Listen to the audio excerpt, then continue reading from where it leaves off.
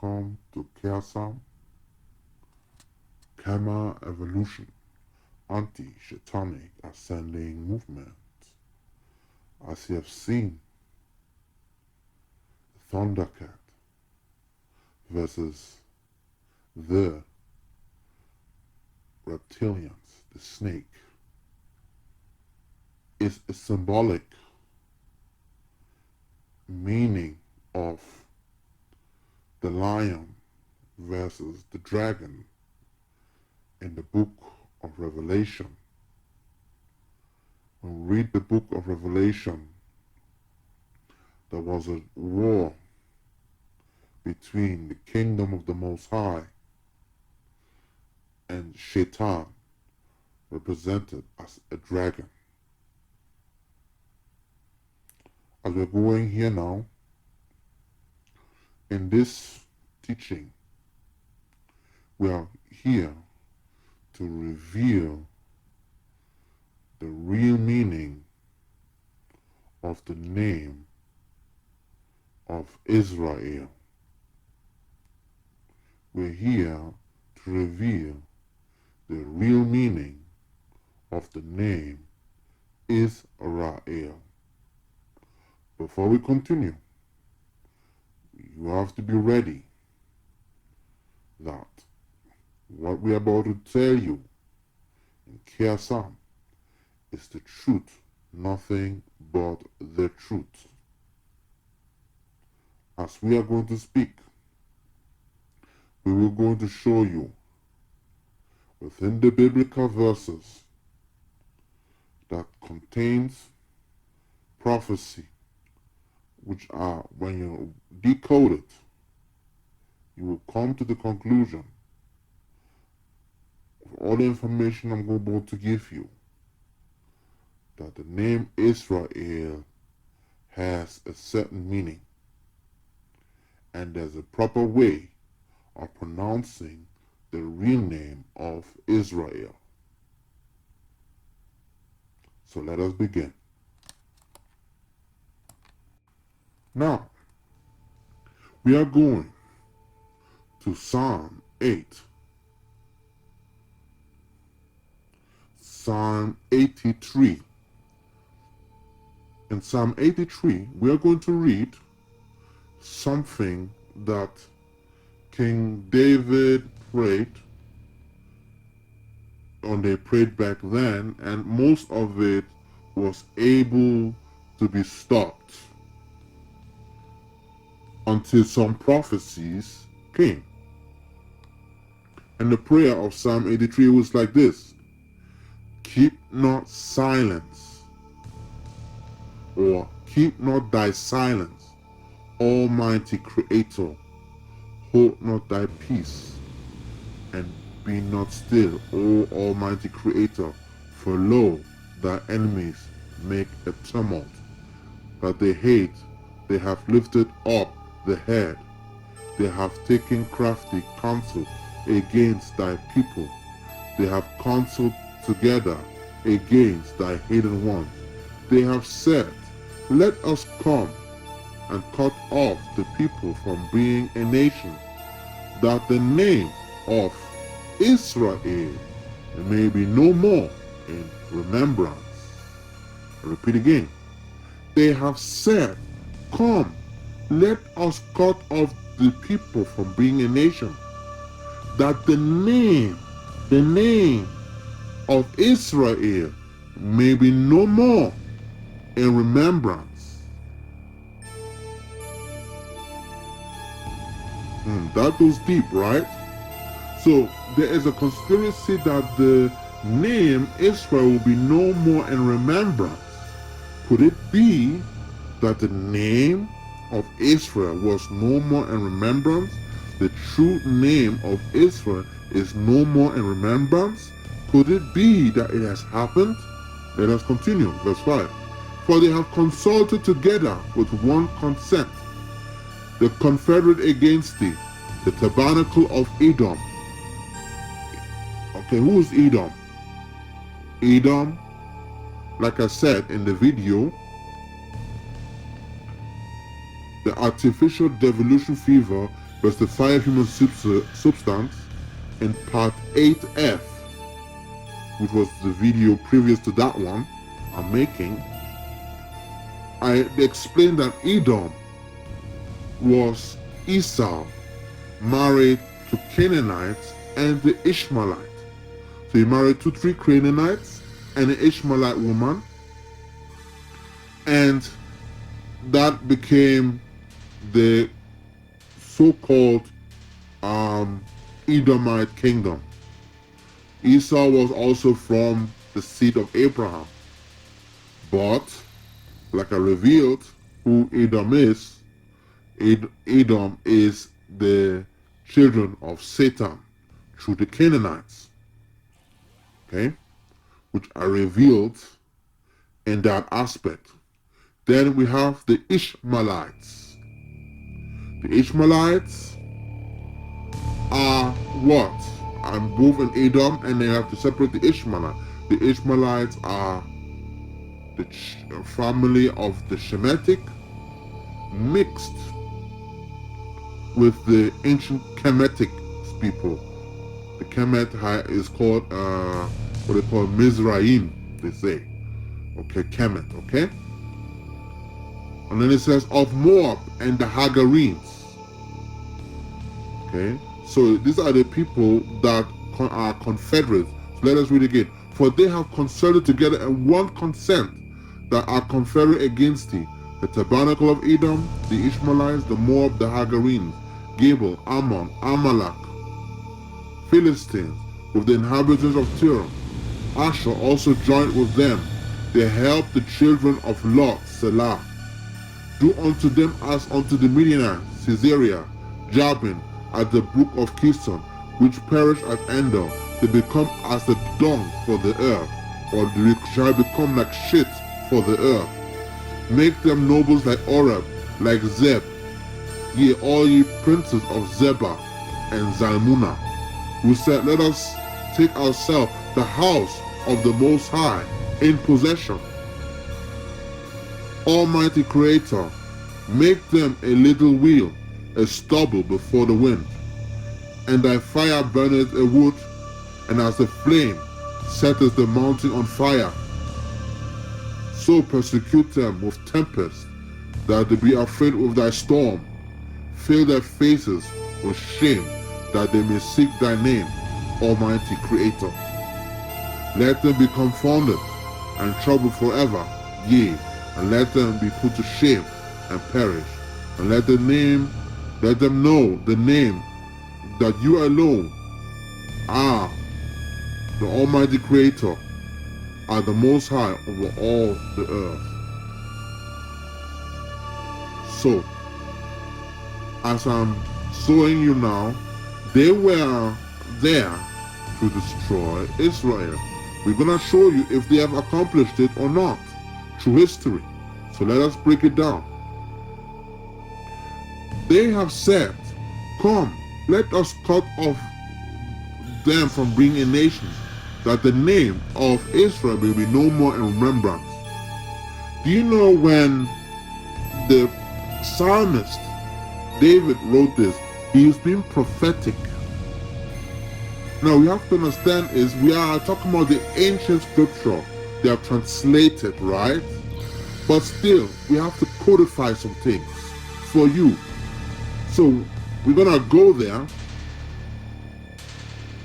to Isaiah chapter 19, verse 18. Let's read. In that day shall 5 cities in the land of Egypt speak the language of Canaan, and swear to the Lord of hosts. One shall be called the city of destruction. So they're gonna use the Lord of hosts in their language. So they're gonna use the language of Canaan to swear to the Lord of hosts. They're gonna start speaking in the language of Canaan. Right? That's what he's saying. So they're gonna speak what? Trying to pronounce the name of the Creator in the language of Canaan. Isaiah chapter 19 verse 18. Let us see. Let me read it again.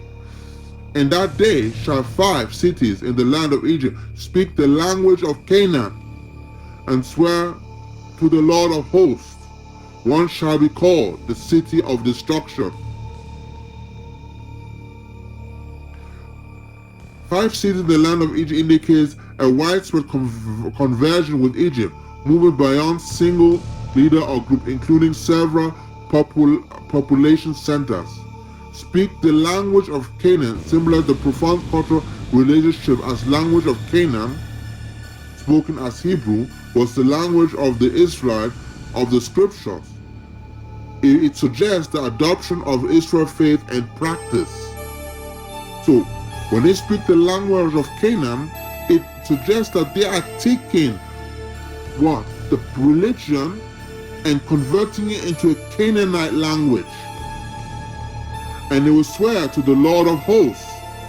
That signifies a formal public commitment to the God of Israel, forsaking previous polytheistic allegiance. Lord of hosts emphasizes God of sovereignty. So they're gonna say, we're gonna swear on the Lord of hosts, right? With the Canaan language. But guess what? It's probably a pretense. It's probably a trick. I'm gonna show you. Because, it was called the city of destruction. Okay? And one shall be called the city of destruction. Another name is called the city of the sun. A phrase which has been subject or debate with some interpretation focusing on the destruction, while some suggest the city of the sun, Heliopolis. The city of the sun interpretation strongly support the ancient and modern commentary. Heliopolis was a major center of the sun worship of the sun god Ra. The prophecy impact is applied by the transformation of this city, previously dedicated to an idol, into a place of honor the true God. So they take the God and turn it into honor of a true God. So they speak the language of Canaan, okay, to speak the Hebrew language, okay, the ancient Hebrew language, the original that was spoken, okay? How will it affect if you are using a Canaanite language to read a Hebrew text? You're using a Canaanite language to read a Hebrew text. And remember, those that are of the Canaanites, I told you, one of them is Edom, because he married Canaanite woman. So Edom is also technically a Canaanite. Alright? Edom is technically a Canaanite. If you want to know the full history and more about it, go into Artificial Devolution Fever versus the Fire Human Substance, Part 8F. Okay? Now, we're gonna go further.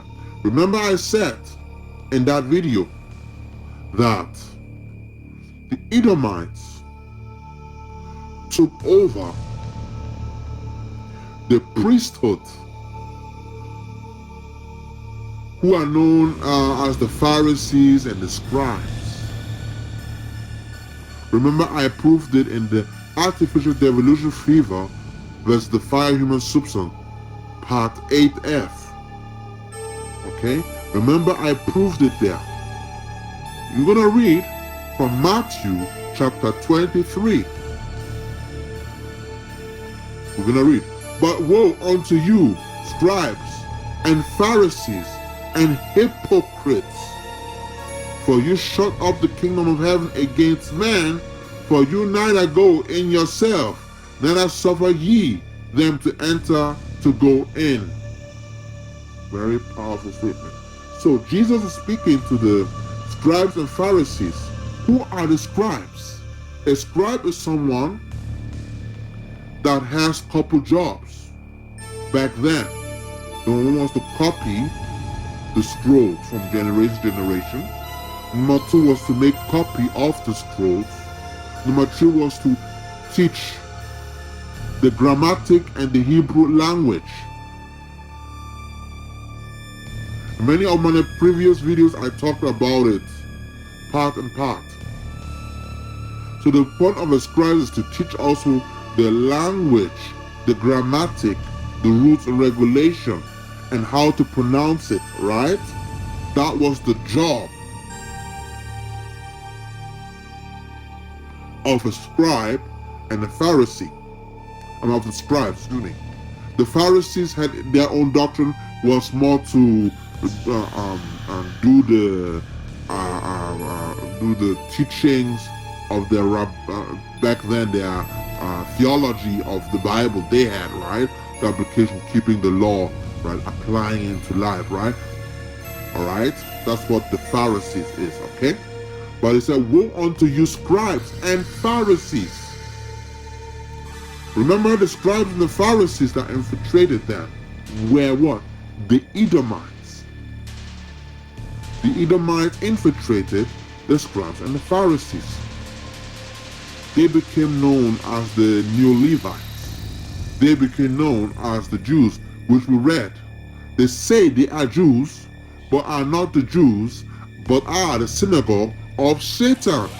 Remember, I proved that in the artificial devolution favor versus fire human substance in part 8F in the video. You gotta watch it. Now, for you shut up the kingdom of heaven against men, for you neither go in yourself, neither suffer ye them that ye entering to go in. What does that mean? Why scribes? Because if the scribes give you a mistranslation, I told you that, then the scribes has given you the false righteousness because you have a false understanding of the scripture. That means you have changed the laws of the Most High by giving them a wrong Hebrew, a wrong way to read the Hebrew. What they did was giving them the language of Canaan to read the Hebrew. So they used the language of Canaan to read the Hebrew language. And they did it by changing the vowels of the Hebrew letter scriptural soundings, which were the scribes, the Edomites. Okay? Understand this. They changed the meaning of the words also. And those, you are reading a language of Canaan, which has now been popularized today. Okay? We're going to prove it to the next prophecy. I'm going to give you the next prophecy that will explain to you how they have changed it. Okay? So, they give you the language of Canaan to read the Hebrew scripture by manipulating the vowels. First they did it imaginative, and later they recorded it into the writing. They added it to the original scripture, original Hebrew textual manual. And that's the language of Canaan that they falsely claim to be today biblical Hebrew or Hebrew language, which is the language of Canaan. Okay? Which describes it, and by so doing, they shut up the kingdom of heaven, because the word comes from the Most High, and righteousness comes from the Most High. You cannot be righteous without the law. You get a book, right? And if you don't get the real interpretation, you get a wrong interpretation, and thus you get a wrong application. You're applying wrongly. And then you think you can go to heaven. No, you can't, because you have shut up the kingdom of heaven by shutting up the righteousness, by changing the language of the text and the meaning of the text to the language of Canaan. But woe unto you, scribes and Pharisees, hypocrites, for you shut up the kingdom of heaven against man. See? And repeat again, Matthew chapter 23, verse 13. Matthew chapter 23, verse 13. But woe unto you, scribes and Pharisees, hypocrites, for you shut up the kingdom of heaven against man. You shut up the kingdom of heaven against man. You have given them the wrong Hebrew, not the original Hebrew, the original language that the Most High spoke when he gave it to the prophets, when he gave it to Moses, okay, the prophet, okay? You have given them now a new Hebrew, a Canaanite language, reading the Hebrew through Edom, who was also Canaanite. But woe unto ye, scribes and Pharisees, hypocrites, for you shut up the kingdom of heaven against man. For you neither go in yourself, neither suffer ye them that are entering to go in.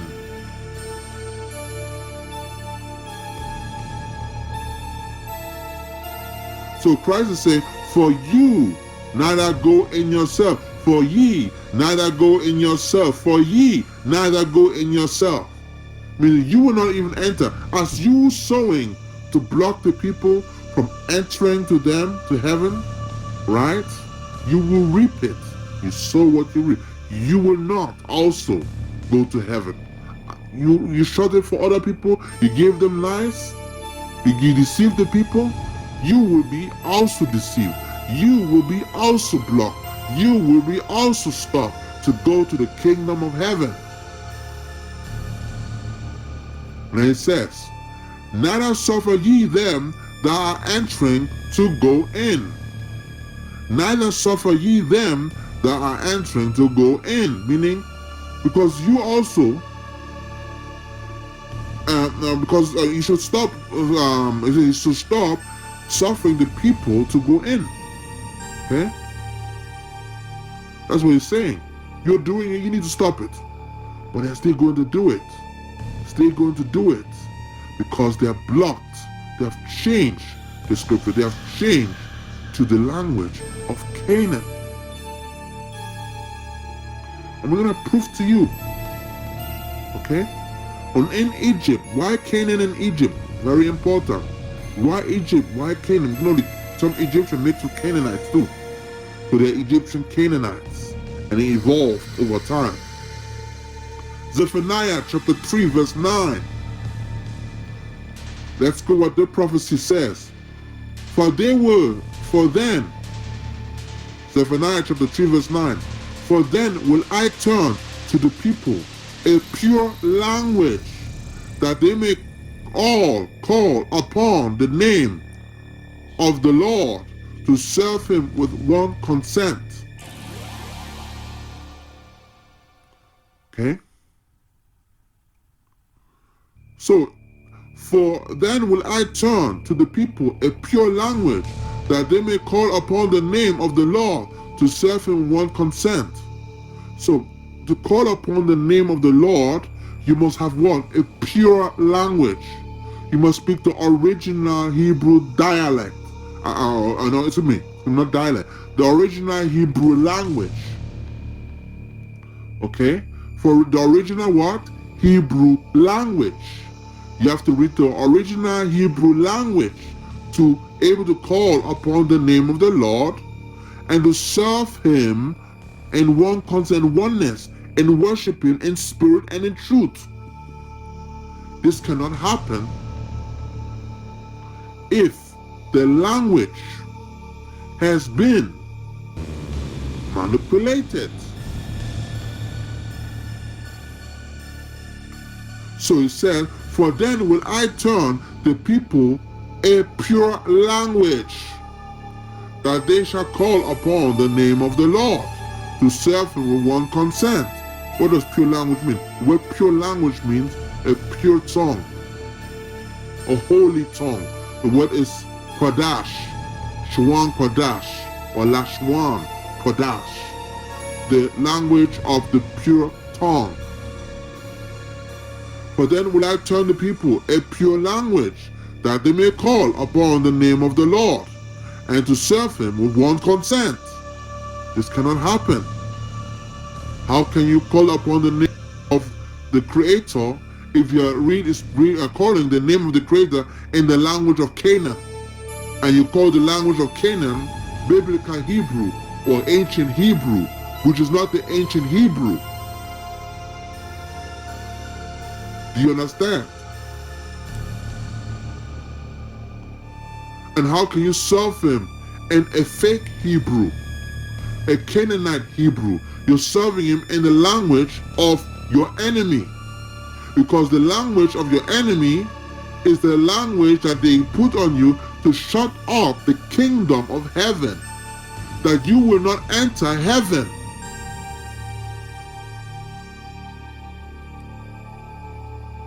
Now, why would he say, then I will turn to the people of pure language? If the language was already pure, why would he have to say to Prophet Zephaniah that he has to turn it to a pure language, that they may call upon the name of the Most High to serve him with one consent? Why do you think they say that? Because the prophet is showing you that the enemy has already destroyed it. The prophet is showing you that the enemy has destroyed it or will destroy it, the language. So the prophecy talking about what will happen, and that he will restore it.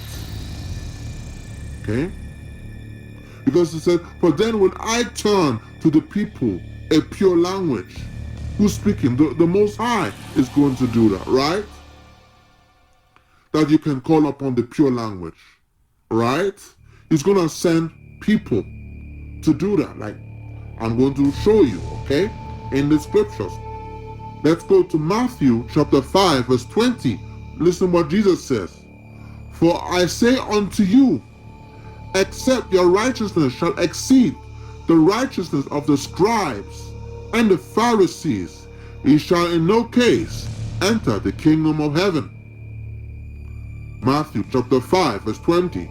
For I say unto you, that except your righteousness shall exceed the righteousness of the scribes and the Pharisees, ye shall in no case enter into the kingdom of heaven.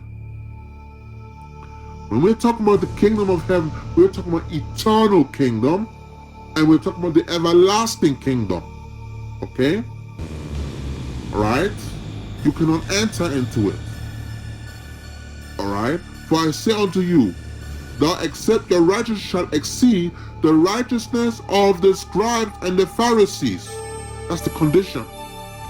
Who are the scribes and the Pharisees?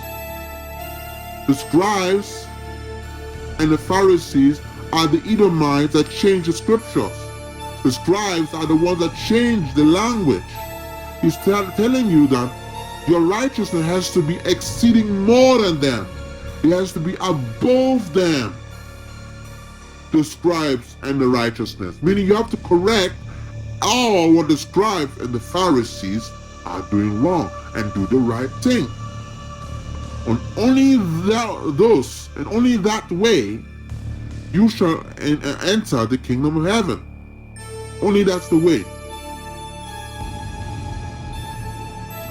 Except you can make sure that your righteousness is more than the scribes and the Pharisees, those that has changed it and learn it in the pure language. That's what he's saying. Get the pure language, not the fake language, the language of Canaan, the language of the enemy, calling it ancient Hebrew or biblical Hebrew, and you're reading it and interpreting the meaning of it and doing it the way the Pharisees. You will just go to heaven by copying. No, say it must be above. You must exceed.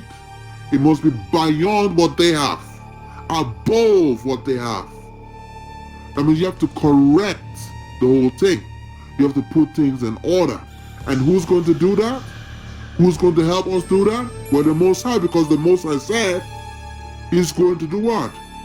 For will I turn the people in pure language? Who's doing that? That's the Creator.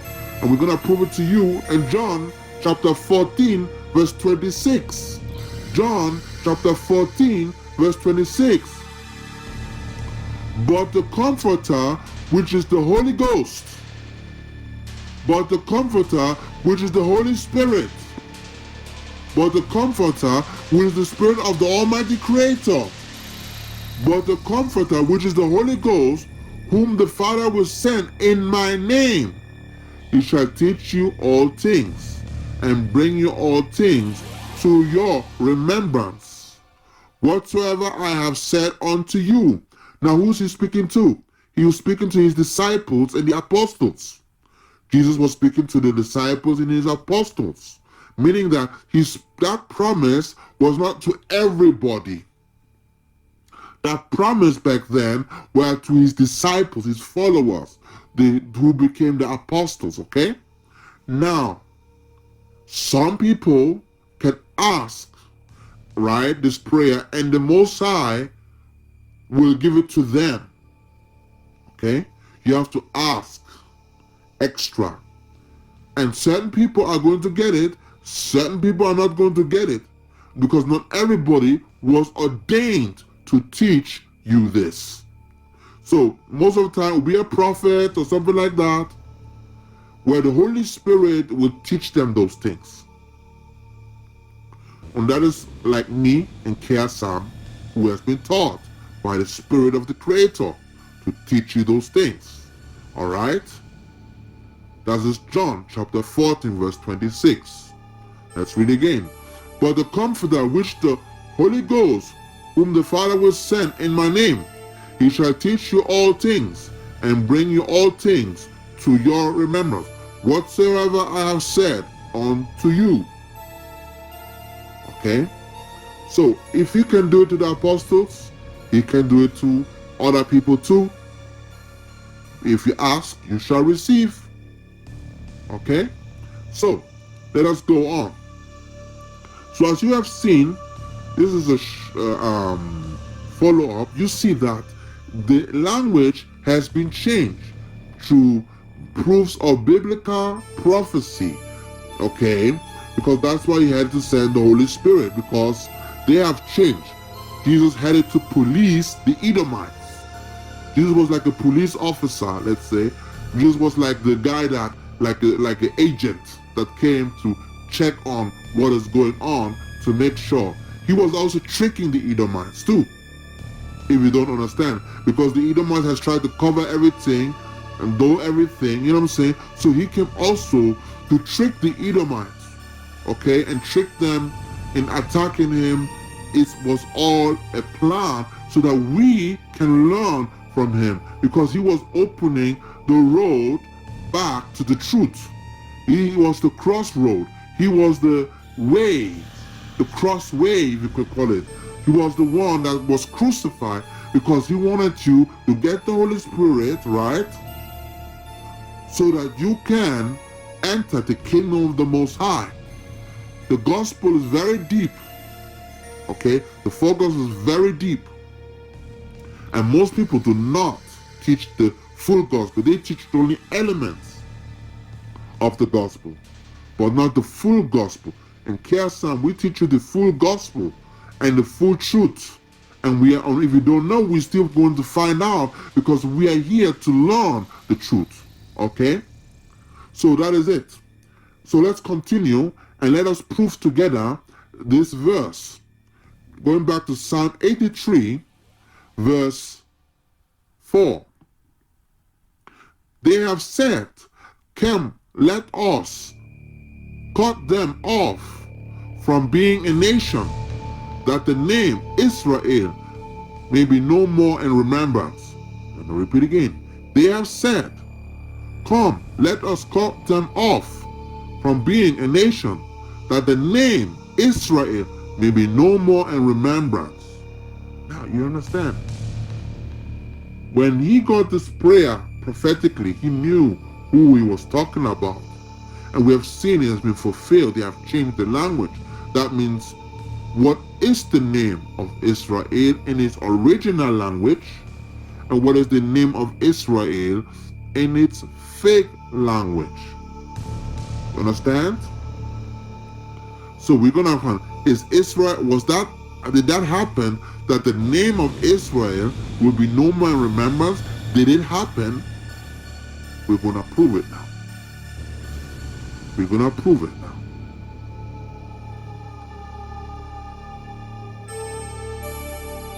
In the secret society of the Kabbalah of the Jews, there's a secret society of Kabbalah of the Jews who know some information, okay? You get a certain age in the family, they will teach you about the name Israel, the origin, and you're gonna be shocked that this prophecy is true. What I'm about to tell you. The name Israel. The name Israel, according to what they define, is a code fixed together. So they have changed the vowels and came up with the name Israel. So Is, as you see now, is Isis. Ra, as you see now, is the god Ra of Egypt. And El, as you see now, is the Canaanite god El. They have changed the pronunciation to fit their Egyptian Canaanite confederation of powers, which we remember the Ishmaelites were part of those that want to change in Psalm 83, and the Edomites, both of them. No, one of them, the Edomites, contained Canaan inside the family, and the Ishmaelites. So we're talking about a certain group of Ishmaelites, not all Ishmaelites, okay, that are under the Edomites, the Canaanites. Some Canaanites were mentioned. So we are talking about the Canaanites. And remember, the Ishmaelites were what? Of Egyptian origin. Hagar, the wife of Abraham, brought what they call Ishmael to birth. Hagar is who? She was an Egyptian from Canaan, Mizraim. She married to Abraham. Okay? These children are known as Ishmaelites. And the Ishmaelites had 12 tribes of the Ishmaelites too. So one of them married with the Canaan, with Esau, and was part of the family of the Canaanites. Understand this? Very important. And these people took over the original Hebrew priesthood. You have to remember that. Family line is very important. It's a type of spirit that is going to enter. So as you're going to see, Isis. Remember Isis? Look at the image. This is Isis. For Israel, East is Isis. Okay? Isis. Look at the image. You see again the snake. Okay? The snake represents the Kundalini, the reptilians. Okay? The snake deity, Isis. Then you look at Ra, the god Ra. Okay? The same thing that you see in the dollar sign in God we trust, where it's the god Ra that they're talking about, they're trusting. The pyramid, the kingdom that rules the world, Ra. Look at Ra, R-A, who's supposedly that the disk god, the sun god, the snake disk sun god. Okay? Alright, again, Horus is the falcon, but that disk is known as also Ra. So that round thing with a snake, that's Ra. Okay? Okay, that's Ra right there. Okay?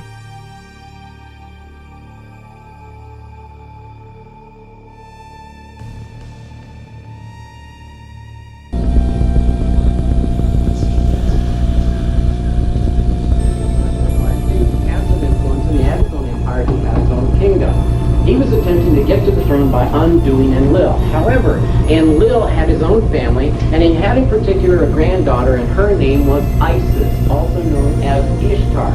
Ishtar was a neat little bitch. She was one of the most scheming, devious, cunning little witches you've ever seen in your life. She also wanted to ascend to the throne. She was on the Council of 12 at the very bottom. Her ranking was 5. The grandfather Anu was 60. Marduk only had a ranking of 30. Isis, Ishtar, wanted to become the queen and take over everything. So she conspired to undo her grandfather. She had a twin brother. His name was Sin. Sin and his sister attempted to undo Enlil and to undo their father. However, it failed. Sin was punished. He was banished to the moon. He had to live there. Ishtar, Isis, was very unhappy. So she decided, well, in that case, I'm going to go after the the son of Enki. The youngest one, his name was Dumuzi. Ishtar, Isis, went to go marry Dumuzi. Marduk's youngest brother was Dumuzi. He went to go arrest Dumuzi to keep him from marrying Ishtar. Ishtar, however, plotted and planted an ambush. When Marduk's forces went to go arrest his own younger brother, the younger brother was assassinated by his own wife, Ishtar Isis. So she engineered the death of her fiancé. She, however, planted all the evidence on Marduk, and he was accused of killing his younger brother. Marduk ended up conducting a war to protect himself. He went into the pyramid with his fortress. He hid inside. He was sealed inside the pyramid. He became the great hidden god Amen. However, Marduk had another name.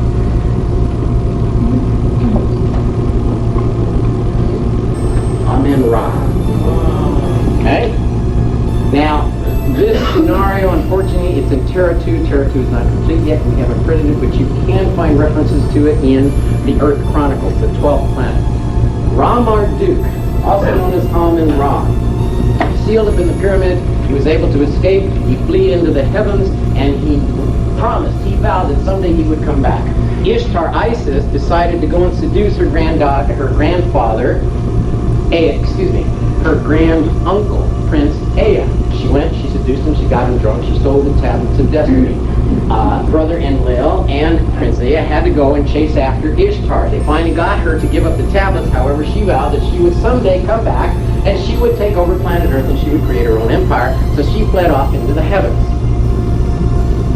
When I hear that there is a force that's going to save mankind and rescue you, take you to paradise, and it's called the Ashtar Command. Bingo! In a moment, I absolutely know who's behind it and what's going to happen. Send me a postcard. Ra, what is crucial here, I gave you a really concise and probably confusing history, but I tell you, the history of the wolf people reads like a soap opera on steroids. You can't believe the stuff they get into. Anyway, Ra flees into the heavens. Now, how many of you have seen Stargate? Okay, you got to see Stargate. Now, Ra comes back to planet Earth, and he gets rid of his dad, Prince Ea. He gets rid of Prince Enlil. He gets rid of Isis, Ishtar, Nin-Hursat. He gets rid of everybody. He cleans out the empire. And the only people that are allowed to stay are those who obey him and pledge allegiance to Ra. Ra becomes the one and only sun god. He is the son of God. A prince born of the creator God, who has to go away, and he comes back. the second coming of the Lord Creator. What is that? Whoops. Yeah, they're getting younger and younger all the time. Ra comes back with a new ally. He has new backing. Someone who is willing to underwrite his revolution, someone who is willing to move in with him and undo the Syrian kings.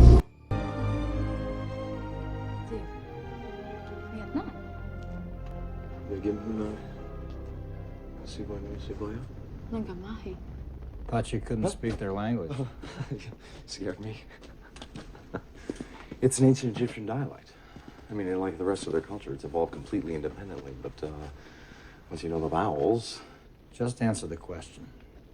Well, I mean, I just had to learn how to pronounce it.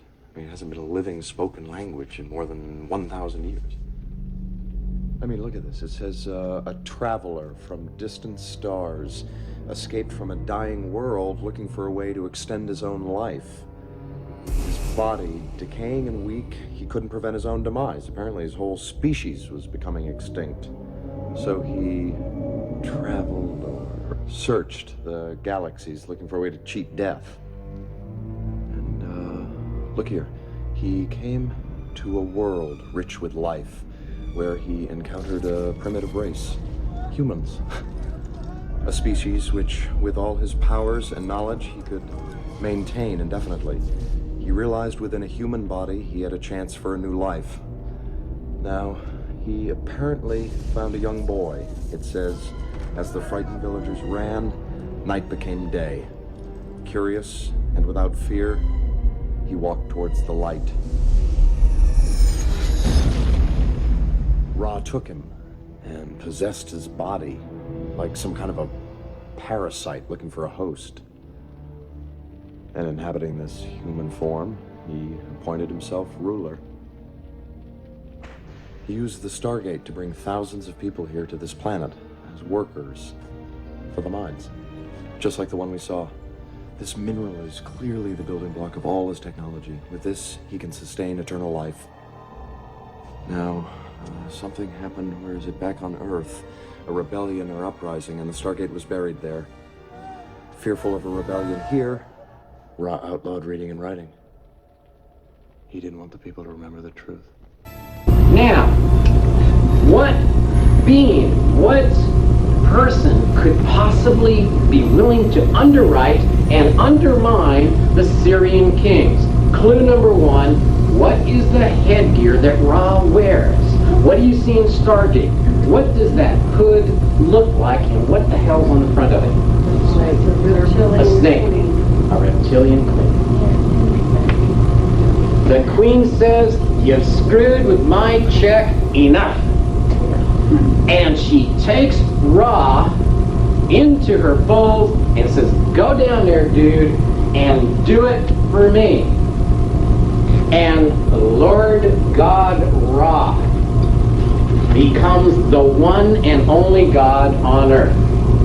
But the reptilian queen ain't dumb.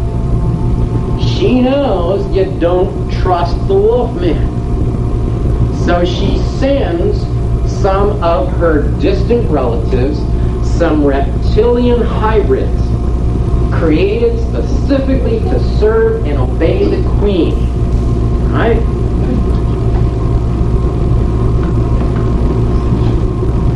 They are called Shetu. Little lizard hybrids who follow and obey the queen's command. Now, the Shetu hybrid beasts also were created to serve the system. And one of the things that they were extremely good at was manipulating the stone cutting machinery. They became master stone cutters. They could use the equipment and cut blocks so square, so precise, when you put them together, you couldn't slip a piece of paper between them. the stonecutters. As a matter of fact, Enlil and Prince Ea actually used some of the Shet-2 before they even created the beast. In other words, there were Shet-2 hybrids on planet Earth working for the Syrian king and now for Ra even before man was born. The Shet-2. This is the key. The administrators of Ra, the reptilian queen's insurance that Ra would always obey. Ra, egocentric sucker, comes in and says, I am from now on the one and only God. And we have proof. We can show that Ra went in, he changed the hieroglyphs, he changed stone inscriptions, he changed the stelae, he changed the pyramid inscriptions to make himself the one and only God. From that moment that he took the throne, there would be no other God before him. He eliminated the existence of any other Syrian king, of any wolf king. No one existed before Ra. He changed the records. But there's a problem. We can change the records and show that there was never any president before Bill Clinton. Every single book, every single videotape, we can do that. But there's a problem. Memories. You've got hybrid beasts that are working for the system. You've got reject beasts that are working hand in hand with the system. There is a long time period here that we have basically skimmed over. But now there are some Adama beasts on the outside of the system. There are some adopted beasts on the inside. We are now in basically the period 6000 BC. It was civilized. There were humans everywhere. They're like, some of them, cockroaches. You may not like them, but they're here to stay. So, Ra changes the records. But you got the memories. Now what? Ra says, guys, don't you have a technology that would allow me to eliminate memories? Oh yeah, math technology. Reprogramming the brain. The reptilians are famous for it. Let's reprogram the brains. So, the Lord God Ra calls the Shet-2 stonecutters. They were loyal, obedient slaves.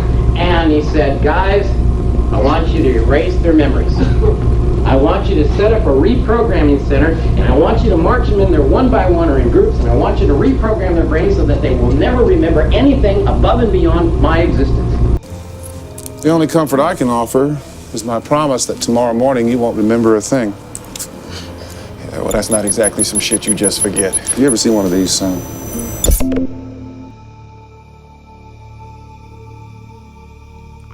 And then you see El, which is the Canaanite deity, El. El. The Canaanite deity, El. Okay. Which was put there. As you can see, the Canaanite deity, El.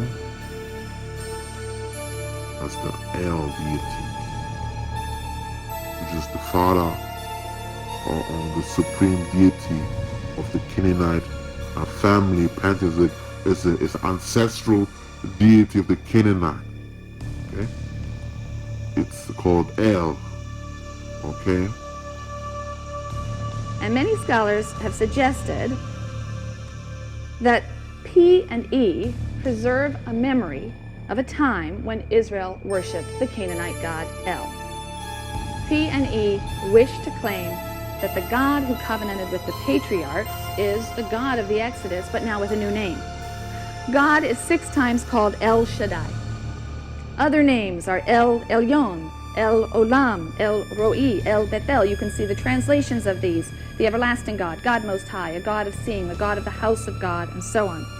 El is the name of the chief god in the Canaanite pantheon. It's an important set of texts that were discovered at a place called Ras Shamra.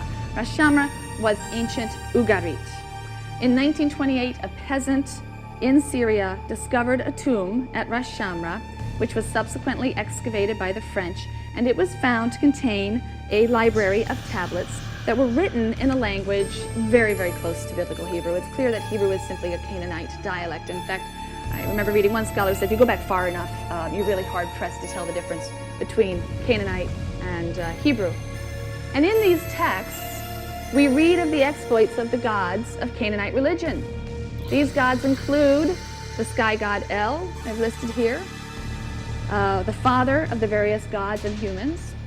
El has a wife, Asherah, she's listed third on your paper, a mother goddess, their daughter Anat, who is a goddess of love and war, she's quite fierce, and then their son Baal, who is a storm god. He's depicted in mythological literature as defeating both the chaotic sea god, the sea god Yam, and the god of death, Mot. There are striking resemblances between the biblical God of the patriarchs and the Canaanite god El. El is the head of the council of gods. He is said to have a long white beard. He dwells on a mountain top in a tent. His epithets include father of all creatures, bull, king. He's also described as the protector of patriarchs, patriarchal figures, a god of the father of the clan, it says in the text. He guides them, he protects them, he promises them descendants. Many biblical passages depict God exactly this way, as the head of a council of divine beings. He's occasionally described with some of the epithets that are associated with El. He's referred to as the father of all creatures. There are poetic passages in which he is referred to as bull, also certainly as king. And in the patriarchal narratives, God refers to himself as the God of the Father. I am the God of the Father, the same way El is referred to. He guides and protects the patriarchs. He makes promises of progeny to Abraham and his heirs. He also is associated with a mountaintop, Sinai, and gives instructions for the building of a tabernacle, a tent-like structure in which he will dwell. Many personal and place names in the patriarchal narratives are compounds in which one element is El. Yisrael, Yishmael, Beth El. El is the God.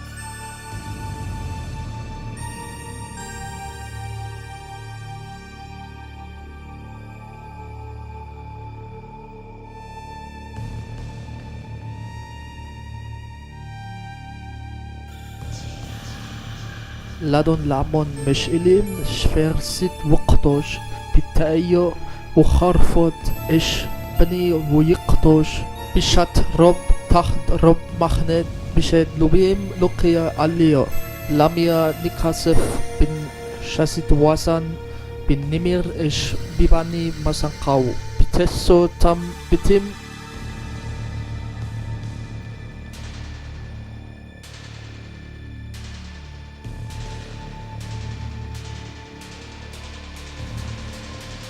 لربط لا تنيت فإن بعل ولدن لبعل حمون إش دادر بعل فادي بن بدهاشترت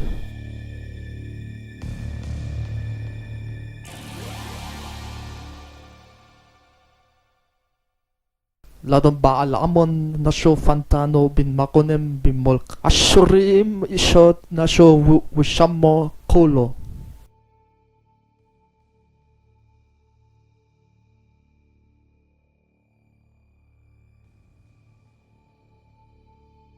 ابن سي اشتنى لي يريد احد شيق بن نسي الشيق ابتشزم بن بركة ابتشزم بن وراتم تنى ابتشزم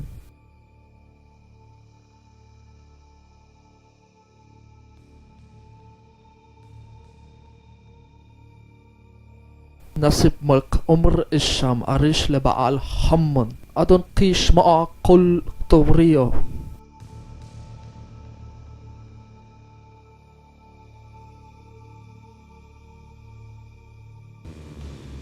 ladon le il qone ars bono ويقطج إيد إكسترا ويد أرفض سود بتسوتام بتم قناديدو بن حنو بن بالقرت إيك شما قولو برقو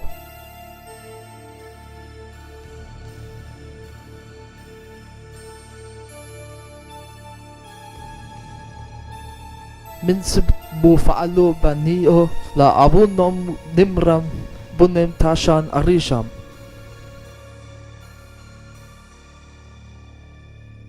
ملك قناعن حوا أدوني. Remember, Satan came to steal, kill, destroy the truth. He came to pervert the truth. Okay? So they had to change the whole thing. So we're gonna show you again the prophecy. Going to go to Isaiah chapter 19 verse 18. It says, "In that day shall 5 cities in the land of Egypt speak the language of Canaan and swear to the Lord of hosts. One shall be called the city of destruction or the city of the sun." And I told you that destruction will most suggest the city of the sun, Heliopolis. The city of the sun is interpreted, is strongly supported by ancient and modern commentaries as Heliopolis was the major center of the sun worship, the sun god Ra. This prophecy impacts amplified by the transformation of the city, previously dedicated to an idol, into a place that's supposed to honor the true God or the true deity. So they change the meaning. So that's how the name Israel will no more be. And remember, because they changed the meaning of the name Israel.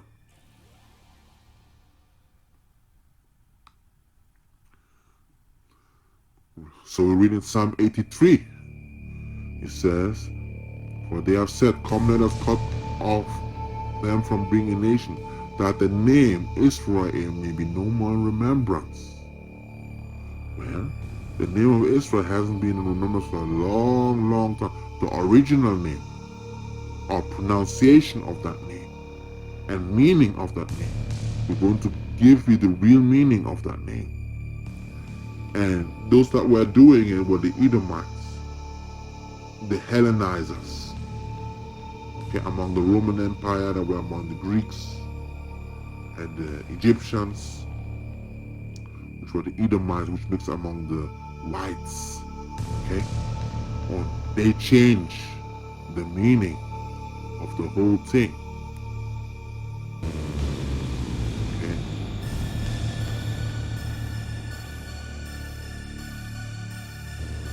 They were the scribes, the Pharisees.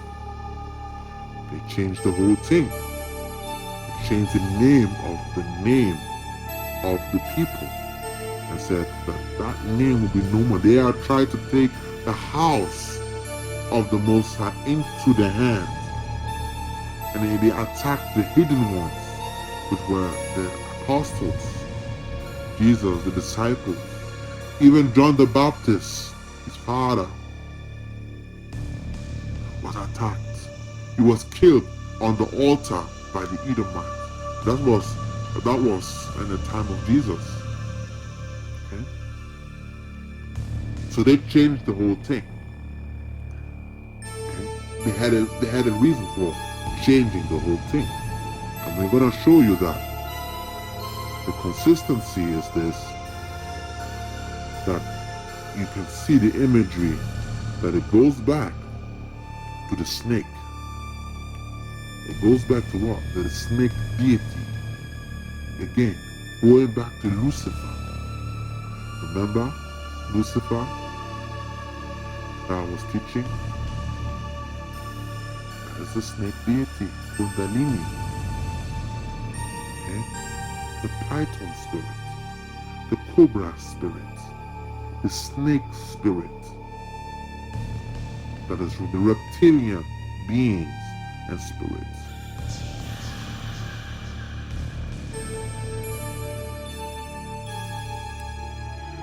Now, as we're going to continue to read the name Israel, Isis, Ra, and El, we are going to give you the real pronunciation of the name.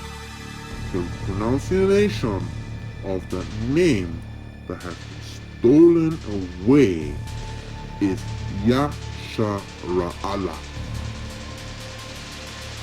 The real name.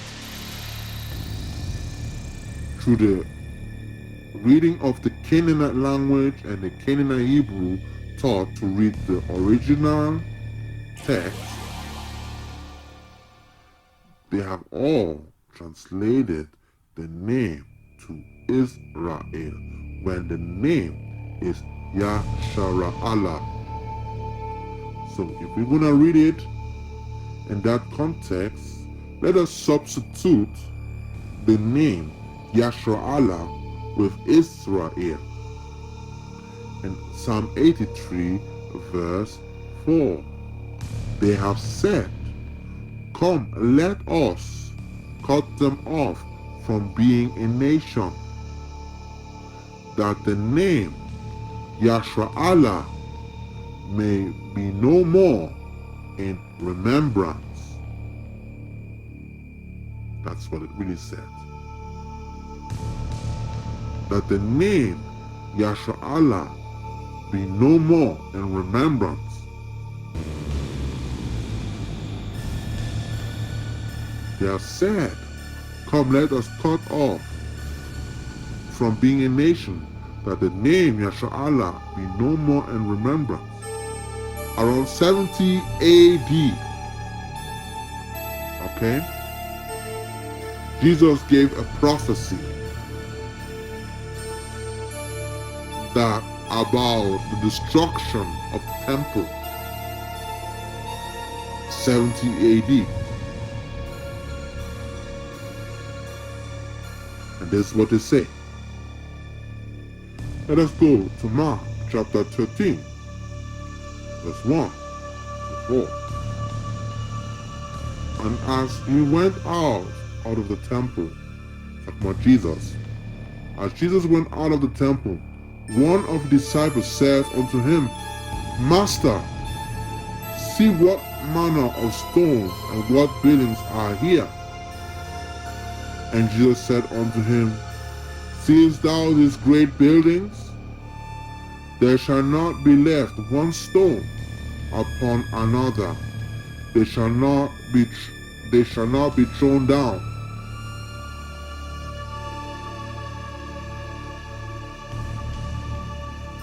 Mark chapter 13, verse 1 to 4. That's what Jesus said when Jesus went out of the temple with the disciples. And as he went out of the temple, one of the disciples said unto him, "Master, see what manner of stones and what buildings are there." And Jesus answered and said unto him, "Seest thou these great buildings? There shall not be left one stone upon another that shall not be thrown down." As he sat down upon the Mount of Olives over against the temple, Peter, James, and John, Andrew asked him privately, "Tell us, what shall these things be? And what shall be the sign when all these things shall be fulfilled?" So I want to read this verse 2 again. It says, "And Jesus said unto him, Seest thou these great buildings? there shall not be left one stone upon another that shall not be thrown down. According to Flavius Josephus, this was fulfilled in 70 AD. Flavius Josephus was an eyewitness of the destruction of the Second Temple in 70 AD. He does not explicitly mention Jesus, but provides a detailed historical account of the event that aligns with Jesus' prophecy. The prophecy records in the Gospel predicts the temple of destruction and the scattering of the Jewish or the Israelite people, which Josephus described as a result of an internal Israelite or Jewish conflict of divine judgment for their sins, which we know are the Edomites. As perspective shared by the gospel accounts, Josephus' writings document the Roman siege, the city's fall, and the temple's demolition, offering historical confirmation of the event that Jesus foretold that happened 70 what? AD. Why am I saying this? Because the same verse in Psalm 83 verse 4 it says, they are said, come, let us cut them off from being a nation. That was done by destroying the temple and by Israelites or Jews scattering everywhere, and that the name of Yahshua will be no more in remembrance. Who was behind it? The Edomites. The Edomites and the Romans. Romans were also the Edomites. They were all behind it and started destroying everything. And that is in that one verse, the prophecy being fulfilled. King David's talked about this at least 1,000 years before Jesus' arrival. They talked about it. Many prophecies were like over 800, 500 years before gave those prophecies, and they were fulfilled. Fulfilled prophecies. But they are codified for you to understand. So, as we now unfold that Israel is Isis, Ra, and El, and the true name of Israel is Yahshua Allah, we are going to give you now the real name and the real meaning of Yahshua Allah. Okay? What does Yahshua Allah mean? In order for you to understand that, we are going to break it down for you in a way that you will understand. You have the Yah, you have the Shah, Ra, and the Allah. Okay? No, we are going to take the Yad and the La at the end away, and we're going to focus on the word Shara. Shara. Because the word Sarah, right, is within the meaning of the name Shara. Yahshua Allah. Okay, the name Sarah is in the meaning, which was Sarah, is in the meaning within the name Yahshua Allah. Okay, that is very important.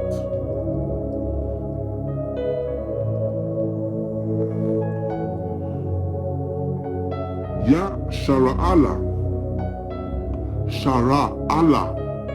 Shara'a. That's where Sarah. That's how you get the name. Sarah is within the middle of the name Yahshua Allah, between the Ya and the La. Shara. which translate today as Sarah. Okay? And we're going to explain that to you as we're going to explain to show you what the name means. Alright? We are going to explain that. Okay?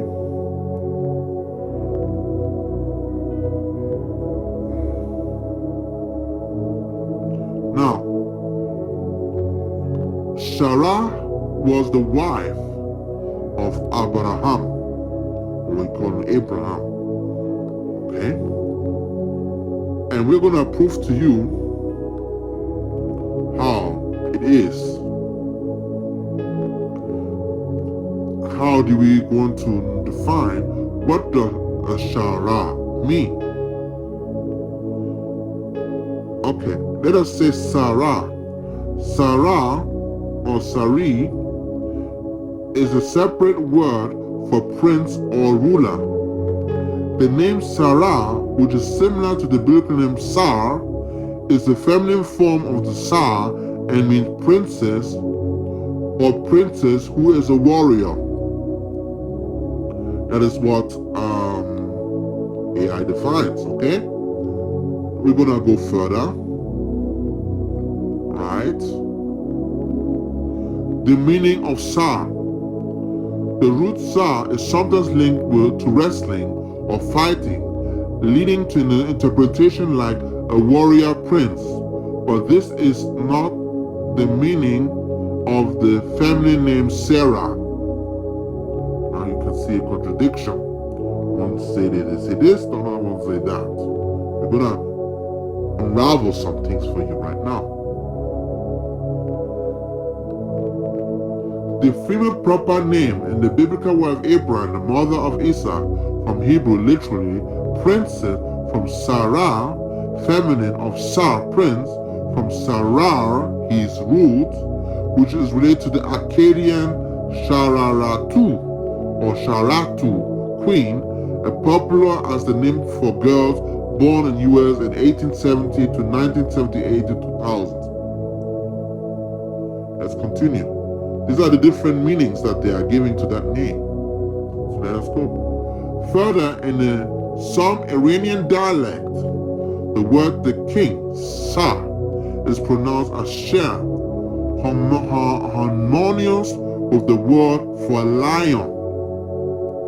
Islamic, Turkish, and Mongol influence also stress the symbolic association of the lion and royalty. The word royal comes from the Middle English royal, which is from the Old French word royal, meaning like a king.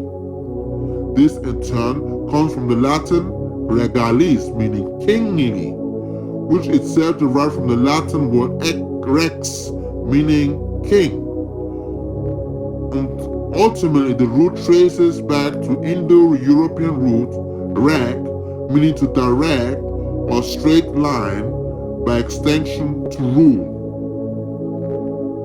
Similarly, the lion too has always been close association with the Iranian kingship. Similarly, the lion too has always been closely associated with the Iranian kingship. The garments of the throne decoration of Archimedean Shahs were embroidered with the lion motif. The crown of the half-prince, Seleucid king of Antioch I, was adorned with a lion.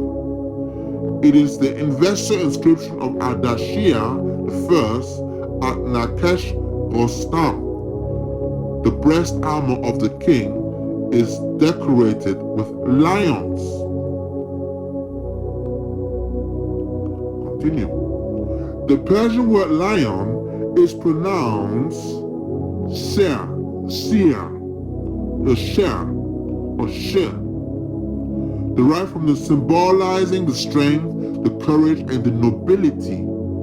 Its etymology traces back to Old Persian Sagus, Proto-Iranian Sagus, Proto-Indo-Iranian Sagus. The lion has historically been associated with the Persian royalty and power, making the name a reflection of leadership and bravery. Origin. The name Sher originates from the Persian word seer or se'er, which means lion. Symbolism, the name signifies strength, courage, bravery, and nobility. The symbolism is deeply related to the Persian culture, where the lion is a long-standing symbol of royalty and power. The word can be traced back to Persian Sargos, which itself comes from Proto-Iranian Sargos, ultimately from Proto-Indo-Iranian Sargos. The usage Sher is used to be given name and surname across various regions, cultures, and influenced by Persian, including Iranian and Central Asia and Indian subcontinent. It is also found in compound with a name like Sher, Shah, Sher, and Singh. Sher means lion in Persian.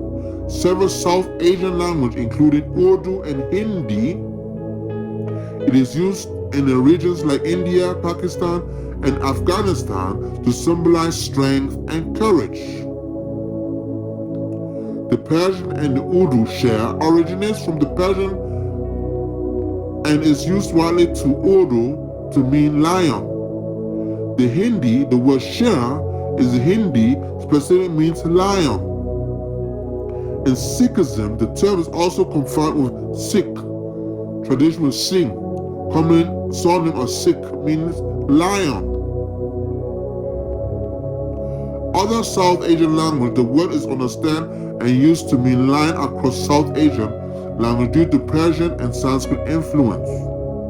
Singh is a middle name of the surname that means lion.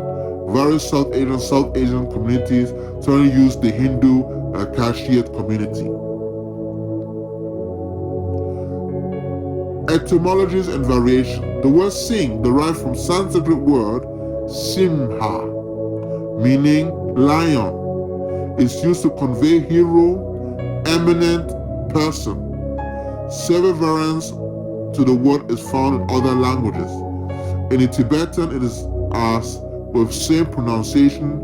In Tamil, the word lion is singam or sing, written as, and is derived from Sanskrit. Tamil, commonly written as Singam, Malayalam, commonly written as Simham, Telugu, Simham, commonly written as Simham or Sinha, and Kannada, Simha, commonly written as Simha or Simha or Sinha. The Sri in Sri Lanka is a Sanskrit honor prefix meaning beautiful, prosperous, and auspicious. It is not directly related to lion. However, the lion is a central identity of the Sinhalese people, majority ethnic group, because the word Sinhala or Sinhalese itself means of the lion. Comes from the myth of Prince Vayava, who is said to have a lion ancestor, story reflecting in the national flag which features a lion.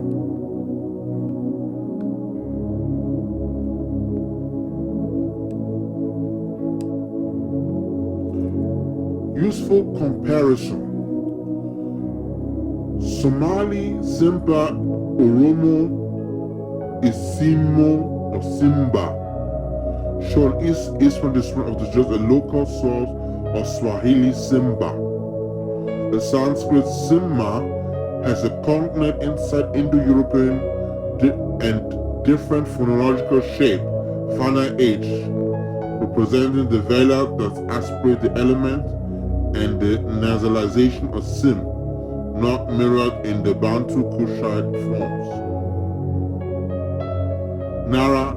The name Narashima is a Sanskrit compound word derived from the word name Nara, meaning man, and Shima, meaning lion. Therefore, Narashima translates as man-lion, which description of the deity half-human, half-lion form, an avatar of a Hindu god Vishnu. Nara means man or human, and Shima means lion. Combined man-lion, referring to the deity unique appearance as a hybrid being with human body and lion's head. So in Somali, Simba, in Oromo, Simmo or Simba will be the variation of the word Sima or Shima, okay, or Simba, okay, of the Indian word Shima.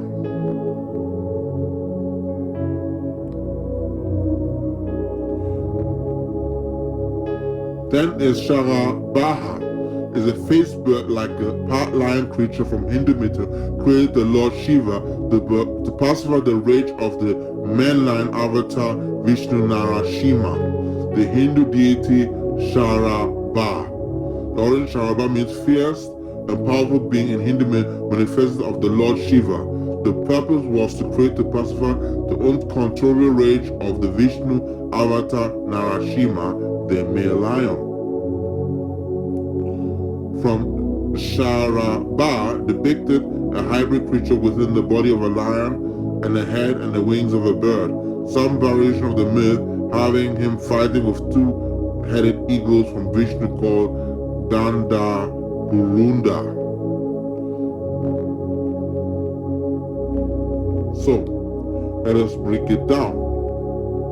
So you can see that the word, okay, Shima or Sima, okay, means lion, right? And it also means in Africa, Somali, Simba, or the Oromo, Simo, or Simbo. Show East African discipline suggests a local South or Swahili Simba, Sanskrit Simha, which congregate inside Indo-European. You see how it's related? So we're gonna explain to you how the word Shera is related to lion and ruler, as we have read. Now we said Yashara Allah. Okay, so we're gonna see Shara, which is spelled Shin, Resh, and Hey. Okay, the alphabet. This is what you're gonna see now. You have the Sh, and the So now you're gonna see that there will be a different pronunciation of possibility in the way it sounds across the dialect of this word, among the Israelites and among the different nations and the neighboring nations. Okay, you're gonna see dialects. Okay, for example, you see a list of words that, you know, if you put the vowels between the sh and the r and the he, okay, or the sh and the r, which means to rule, you're just gonna say to rule, all right. Sh and the r, which is to shar, it also means prince, okay. We take the he away, just in a shar, okay. You're gonna see that there are sh and r, shar, okay, or sh and r, different vowels in between. You're gonna see what I call also that the sh is also s, like Sarah. It could be Shara or Sarah. Okay, for example, you have Sarah, then you have Saru, Sare, Sari, then you have Sarah, Sero, Seru, Sere, Seri, then you have Sira, Siro, Siru, Sire, Siri, you have Soro, Soro, Soru,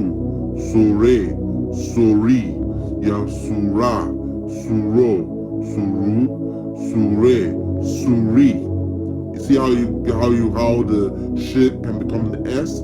Then if some will pronounce it, because it's a dialects, pronounce it as Shara, Sharo, Sharu, Share, Shari, Shera, Sheru, Sheru, Shere, Sheri, Shiri, Shiro, Shiru, Shire, Shiri, Shoro, Shoro, Shoru, Shure, Shori, Shura, Shuro, Shuru, Shure, Shuri. See how the words are changing? Okay, that's with the sh sound, right? Then because we know that the R in the African, Hebrew, the Eastern African, right, and Oriental, you have the R, we also have the dr sound. It's a dr sound. So we're gonna write it with D-R-A, okay? So instead the R, like ra, the dra sound. So ra is a dra, ra, dra. So they have shadra, shadru, shadru, shadre, shadri, shadra, shadro, shadru, shedre, shedri, shidria, shidra, shidro, shidru, shidre, shidri, shodra, shodro, shodru, shodre, shodri, shudra, shudro, shudru, shudre, shudri. You see how? Now, these are the variation also that could exist in dialects of pronunciation of the name, okay? Then we have another one that we can go. Now, we're gonna show you how it will be. Let's say the sh is not pronounced, then another variation could exist, which is the sa, where the sh is not pronounced sh, but sa, will be sadra, sadro, sadru, sadre, sadri, cedra, cedro, cedru, cedre, cedri, sidra, sidro, sidru, sidre, sidri, sudra, sudro, sudru, sudre, sudri, sudra, sudro, sudru, sudre, sudri. So you have the different vowels of that pronunciation if it's a dr sound. Then we have another variation of that sound. You can find it in dialects. Okay, it's like, for example,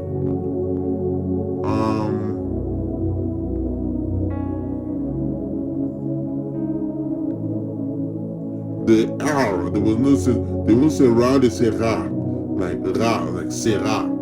Okay, so it'll be sera, saro, saru, sare, sari, sera, sero, seru, sere, seri, sira, siru, siro, sire, siri, sora, soru, soru, sore, sori, sura, soro, suru, sure, suri. See how they put the R now? It's a different R pronunciation. Based on that, you will find that in dialects and pronunciation across the world, okay? And okay? On the same thing with the sh sound, you have shara, sharu, sharu, share, shari, shera, shero, sheru, shere, sheri, shiri, shiro, shiru, shire, shiri, shora, shoro, shoru, shore, shori, shura, shuro, shuro, shuru, shure, shuri. See how you get the different pronunciation? This is across the dialects that could exist, okay, among the Hebrews, and it could be among the nations that have some words similar in meaning or even the same, okay, could be that there. Then we have, for example, now this is again in African Hebrew that you can find this one, where the R will be changed to L. R will be changed to L. Okay, you have those things. So you have, instead of Sarah, you have Salah.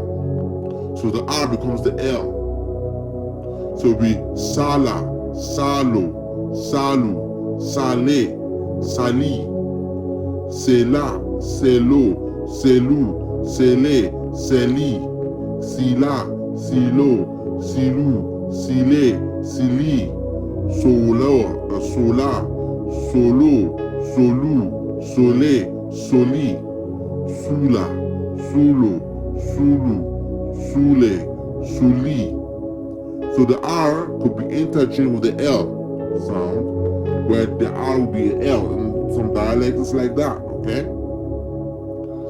Then you have Shala, Shalo, Shalu, Shale, Shali, Shela, Shelo, Shelu, Shele, Sheli, Shila, Shilo, Shilu, Shile, Shili, Shola, Sholo, Sholu, Shole, Sholi, Shula, Shulo, Shulu, Shule, Shuli.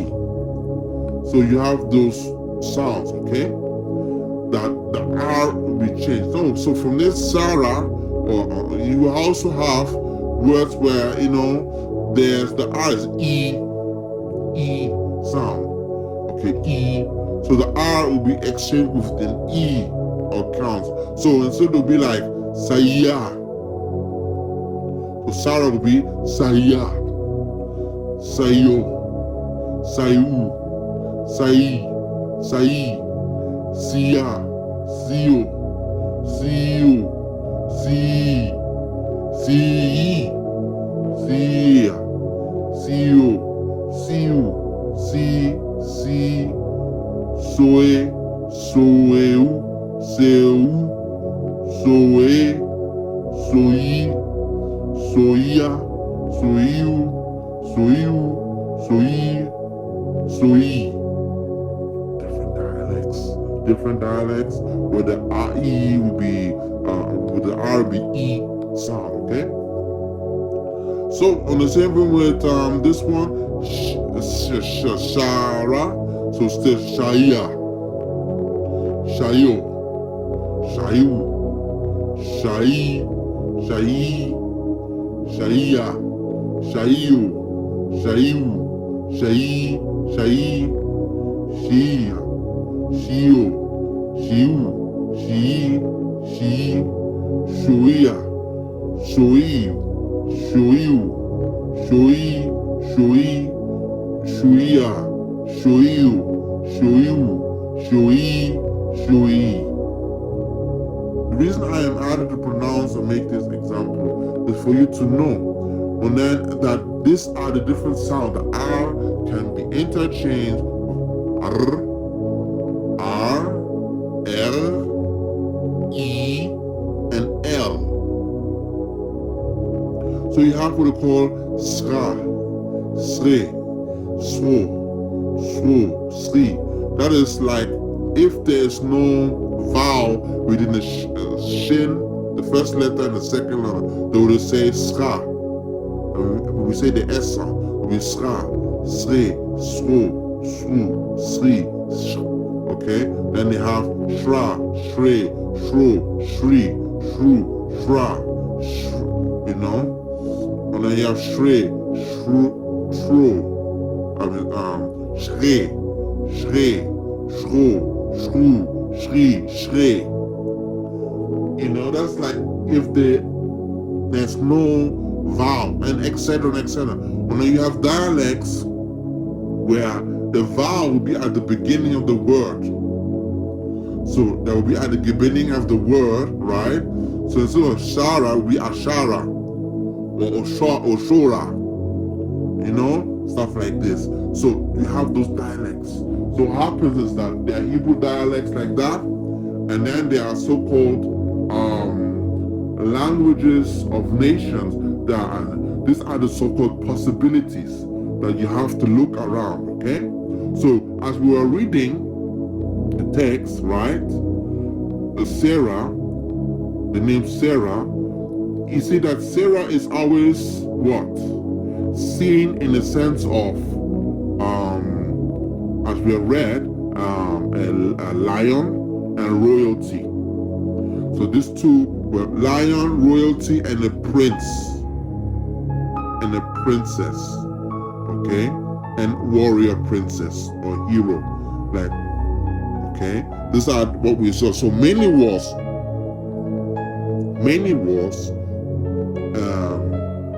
Would we say ruler? Like princess would be ruler, nobility, or kingliness, or royalness.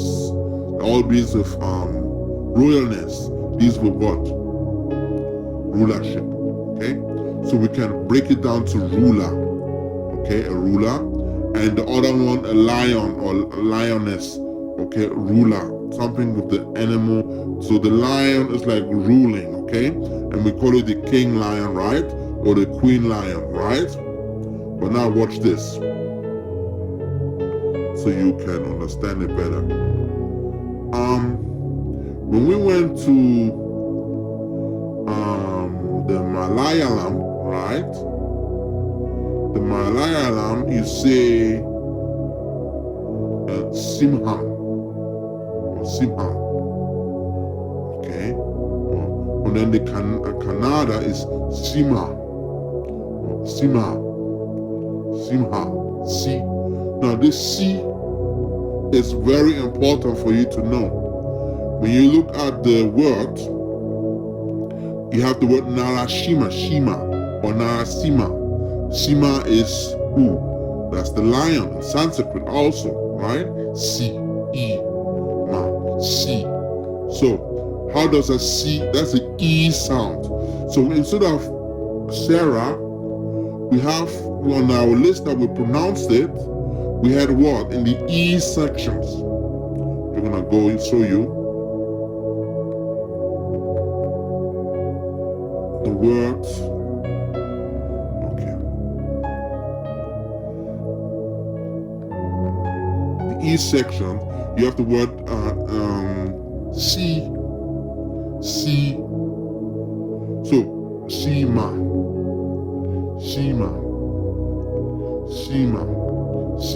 So there's Shima, and there's also what we have.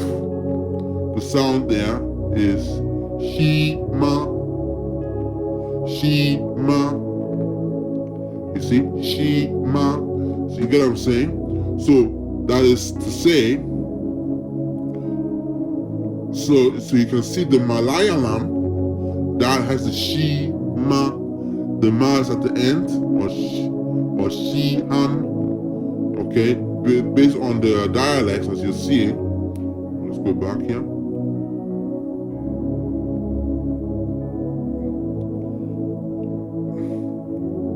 Shima Sanskrit. Okay. And then you have the word Shima.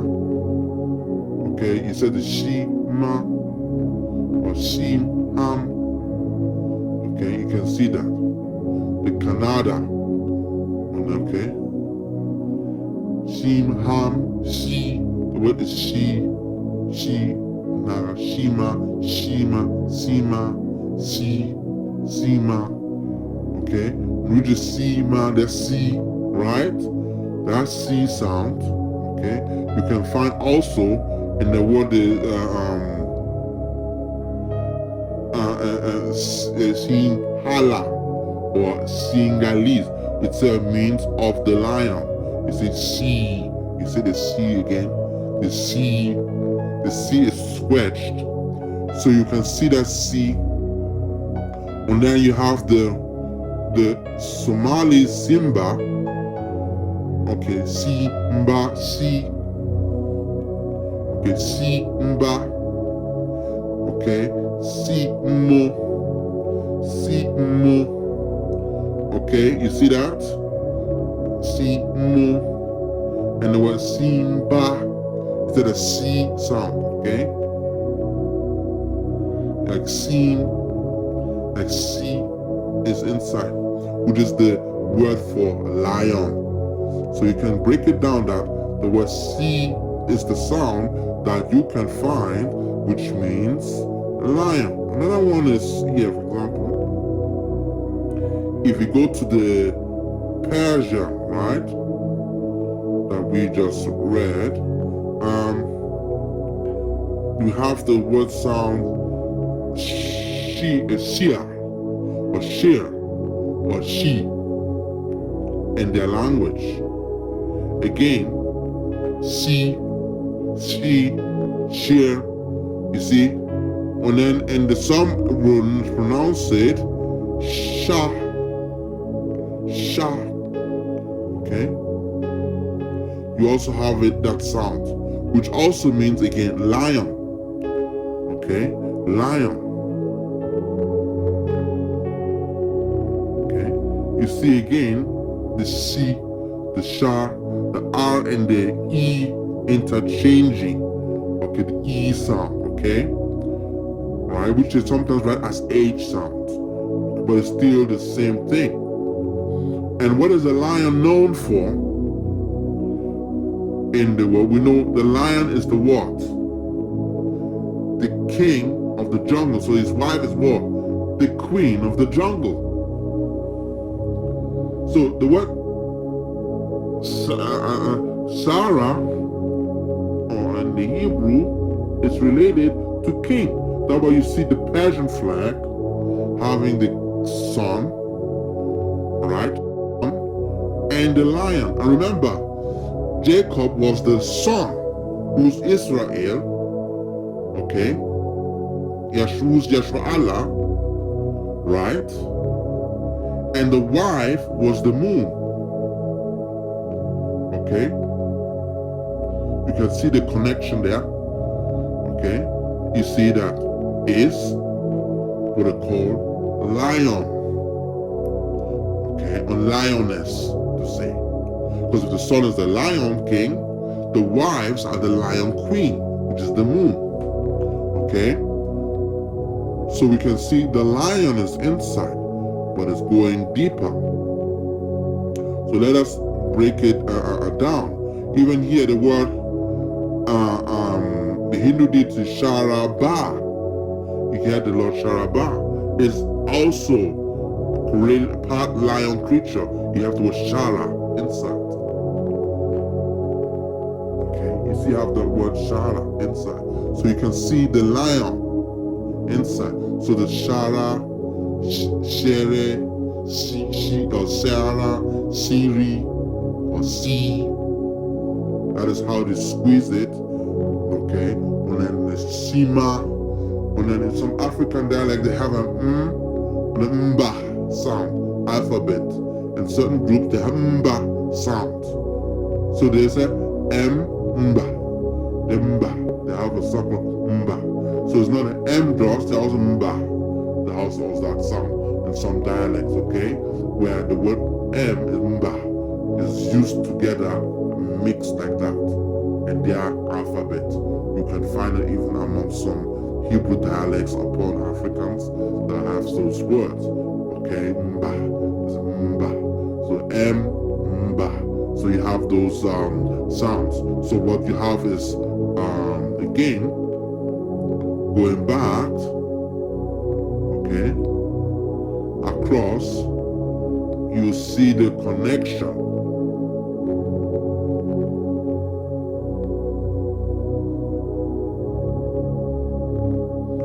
See the connection, and that word is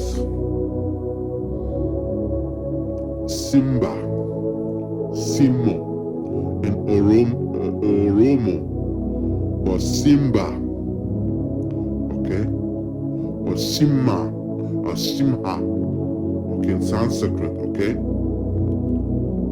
okay, Narasimha. So E is the word E, and is interchangeable, as you can see. If you just think about it, you take time to meditate, you see the wordings, right? So that is means like a ruler, okay? With a shah, okay?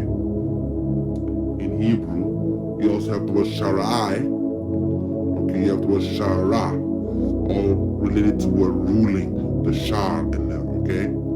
Okay? You read in the Bible, it says shalom, Prince of Peace, okay? The word prince is we translate as Prince of Peace, Shalom, okay? In Isaiah, okay? Which I'm gonna show you here. And as you can see, that word is used, change. So we got Simba, okay? Or Shimba, or Shima, or Simba, or Sima, all going back to word from Shara or Sere, okay, the sound, okay, or Shara or Shere, okay, okay, the sound that we are just showing you, going back to the point. It's still talking about a ruler because the lion is a ruler. So what does that really mean? So what does that really mean? Why a lion? Why the symbolism of a lion you can find? We're gonna break it down. Why the symbolism of a lion? Why is the symbolism of a lion? Because that word doesn't really mean that exactly, but it's close to the meaning. So we can deduct that lion is a ruler. Okay? Okay, is a ruler, he's ruling. That lion, when we can deduct it, we can reduce it, the lion and ruling, that all of them in common. The lion ruling, whether it's female or male, it's also a lion ruling. That's how we can deduct the whole thing, how we can reduce, get the greatest common factor. The lion that is ruling, that will be the greatest common factor as we break it. But there's a third meaning to it. What do lions do? Lions hunt. So lions, when they hunt, they fight and they hunt. They're fighting with other animals to kill it and to eat it. And what does that eating do when they're eating? You know, when the lioness, when the lioness will go around, she's the main hunter. Sometimes the male lions will hunt, but the male lion will hunt really tough animals when he protects his family, okay, from other creatures, okay, that I can find. So what does it do? The lion will eat the animal, right? How? He hunts or she hunts, and then that lioness brings that food to the family, and they sharing it among themselves, right? And the lion and the lioness are having a feast. They're having a feast, they're eating. And when they eat that food, right, it becomes a source of strength. Okay? Because they are the ones that can fight any animal, eat any animal, and share it among themselves. They're feasting on it as together, and they become strong with it. That's what the word shar means. Shar. The word shar means literally, describe literally a transformation process, but not even that. Now you can see that the lion, right, is compared to the sun. A sun, what does the sun do? The sun eats, okay, certain substances that are in the atmosphere called hydrogen and helium substance, okay, and substance that is within it, on stones that fall in it, like, like comets and planets, right? It consumes those energies, right? And transforms those things to fire. So there's some things in the sun, there's some things that hits the sun from comets, from planets that he eats, right? And they're gases.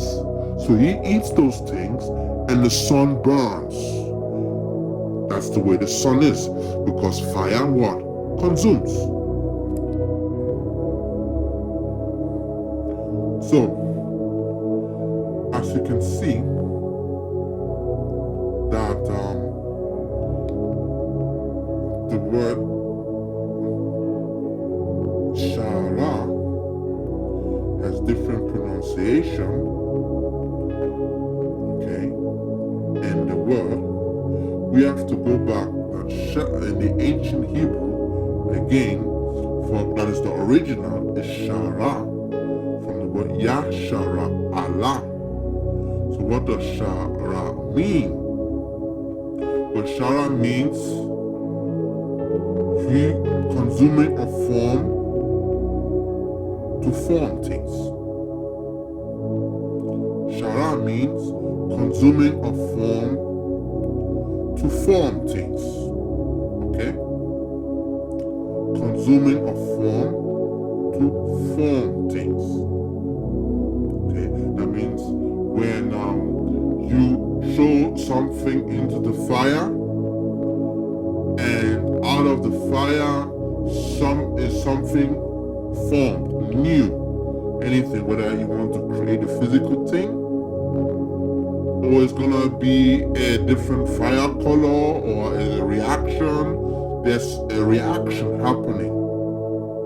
And this happens also in the same way with a lion, right?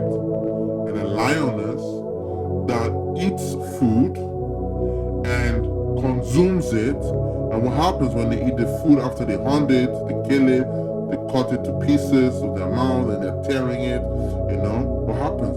It digests. And once it digests, it transforms to energy. So that will be the main form. That energy is the form, the formation that happens. It's built them up to be stronger and to grow their territory and enlarge themselves as a lion family. That is known as Shara. So now we are going to go and what was the word Allah mean in the Hebrew. Now we are still by the word Shara, right? And we're not going to word Allah now. So this is what it says about Shara, which is the closest meaning to what I'm saying, which is called feasting. Okay, like I told you, it consumes, right? And it forms it. It consumes the form to form something new, right? It's feasting. It's called feasting, okay? That's what lions do and lioness do. The word that is closer to it, I'm going to prove it, is found among the Yorubas. The word will be found among their text, the holy text. It's called Owarimeji. You can find the dialect of Sara, Shahara, okay, or Shara, or Sara, okay, Sara. In Owarimeji, it talks about when Owarimeji prepares to come to the world.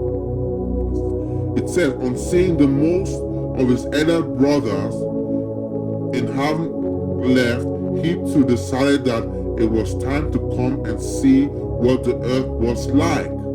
Those who came before him had given a situation report on what things were like on earth. He was so scared that by the hard luck story told by the others, that he decided that before coming to the earth, he had to fortify himself. Repeat again. Those who came before him had given a situation report on what things were like on earth. he was so scared by the hard luck stories told by others that he had to decide that before coming to earth, he had to fortify himself. So he approached an Ifa priest in heaven, and that Ifa priest in heaven advised him to bring certain sacrifices. Okay? And what was 1 goat for Sarah? So what does that mean? Sarah. What does Sarah mean?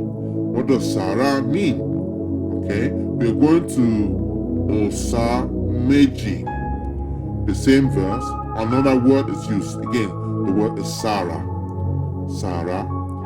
Okay, which is related to the word Shara, which I'm gonna prove to you right now. Sarah. It says this.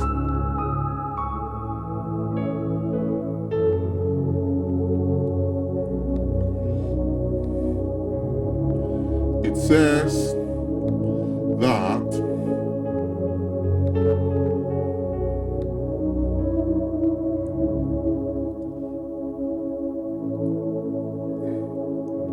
in Osa Meiji, okay, this is a fight against witchcraft. He was the one who brought them to the world, and he was the one who saved them from total extinction from the face of the earth. The matter originally concerned Orishanla, who was God's own representative on earth. He was the head of all divinities, including the witch community. The Orisha also had 2 lakes of bag on his house. One of them used to dry up during the dry season, whilst the other provided a year-round water supply. The 2 lakes were used commonly by all the sundry, but the Orisha's wife were jested at him for allowing the witches, among others, to make use of this lake. He reacted by making the all-season lake exclusive for the use of the household, while allowing the witches to use the one that dried up in the dry season. Okay, so that's where the story starts. So then, let me continue. So there was a fight going on, okay, and stuff like that, and then we skip there. And it said Osameji then proposed to Orishanla that the ground was the only divinity capable of destroying the witches if they misbehave. Since the ground is the only force that supervenes all the earthly forces and agencies, he dug a hole to the ground and filled it with all eatable items of food with kola nut put on top of it.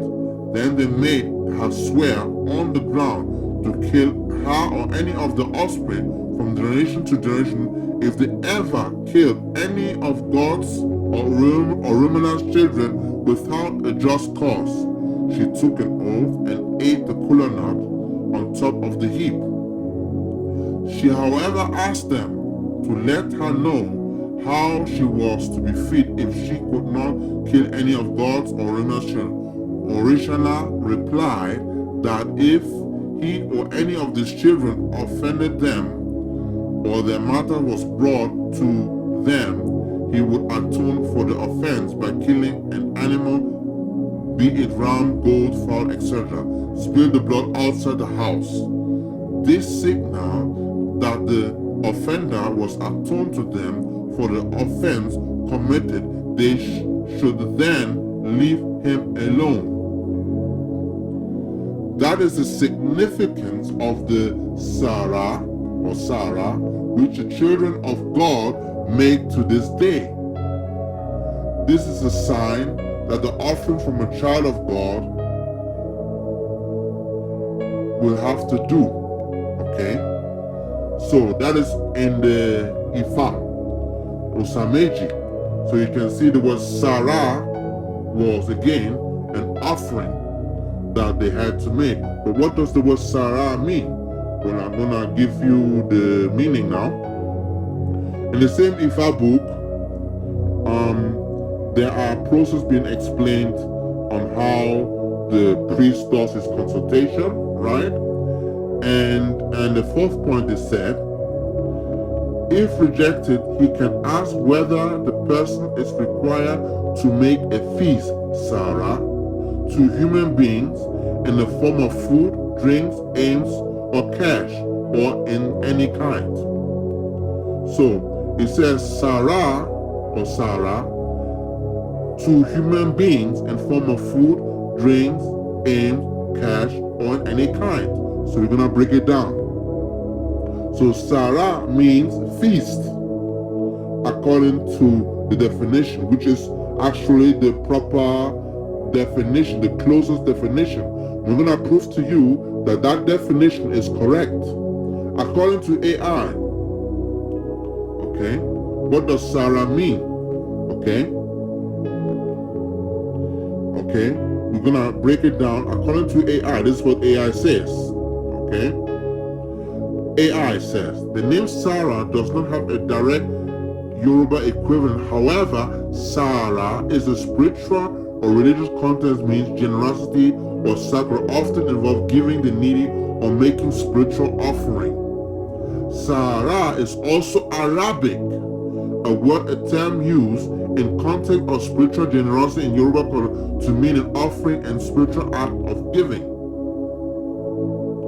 Okay, that's what they say. Okay, then it continue here. Spiritual and religious context. Generosity and sacrifice. Sarah means refers to spiritual act of giving or sacrifice. This can involve giving to the poor or making offering to a deity. Is seen as a way to achieve one's goal through reciprocal exchange. Offering is a fundamental ritual that is simply accessible, intended to help solve problems through the act of giving. Next point. Difference from the other terms. Sarah is distinct from the terms that are there. Okay, I'm gonna skip there. Okay, naming. As the same naming, as the name Sarah is a biblical origin, is more commonly found in Yoruba culture as giving the name with no inherited Yoruba meaning. State Facebook post. Okay. So we're gonna go there. What does Sarah mean? Again, okay, in Arabic. Yes, Sarah is also Arabic name spelled Sarah. It means pure happiness, joy.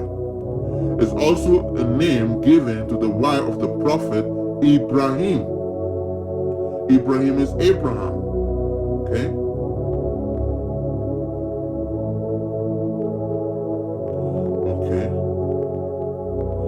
So, meaning pure happiness, joy.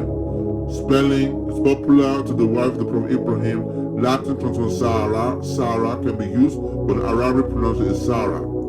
So you can see this related. AI is saying that it's related, okay? Sarah is also an Arabic that's used in the context of spiritual generosity. Meaning a feast. When you eat, you enjoy your food too. So a feast. So it could be a sacrificial feast. Okay? It would be meaning like a sacrificial feast. Okay? That's also what it means. It means to consume what has a form and transform it to something. In that process, of course, you enjoy, because when you eat, you enjoy. There's happiness, there's joy, there's this thing. So in Arabic, you can find the same meaning, which is the name of the wife, Abraham. Okay? Pureness, happiness, joy. It's also similar in the meaning. That means they're describing a word, because that word cannot be properly translated in foreign language. So you can see both that the name is what? The name of Sarah. That is according to Ifatex, that is again explaining in the AI, explaining the word according to what the dictionaries are saying. So let us break it down. So what we can see is the word Shara, it means like a feast. So you have to imagine a lion, okay? A lioness hunts the animal and brings it back home, and they're eating it all together, sharing it. They're happy, they have won. They're eating it together. They're enjoying their food, right? It transforms to energy because it's generosity to share. And it's a form of sacrifice to share love, okay?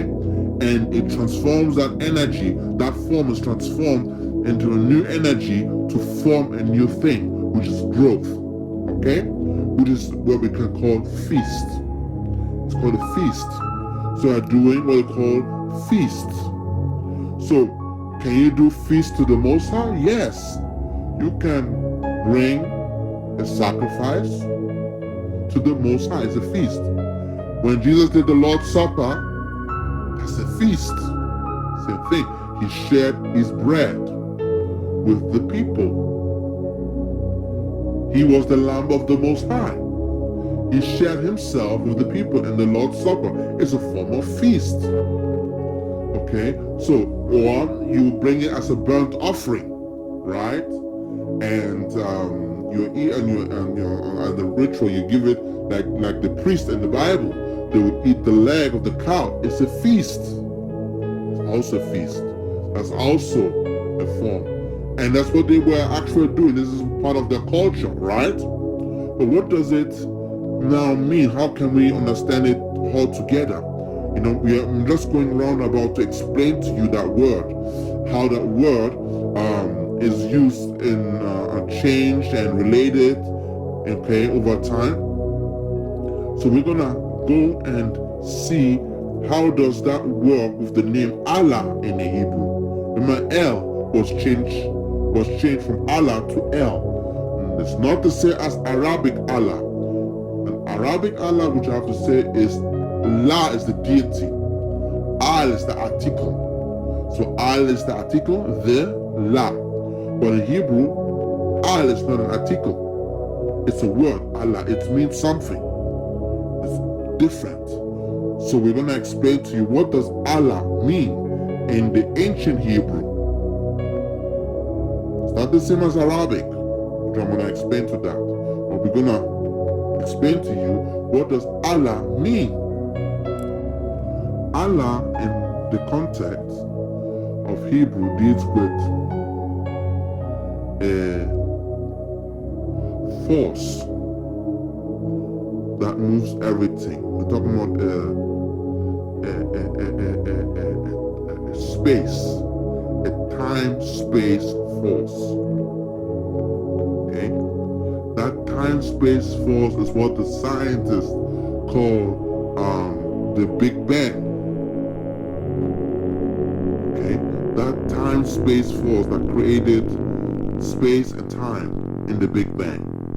Okay? It's the time-space. It's the place where energy is in its pure form. And that place is also known as the dream world. The realm of another dimension, right?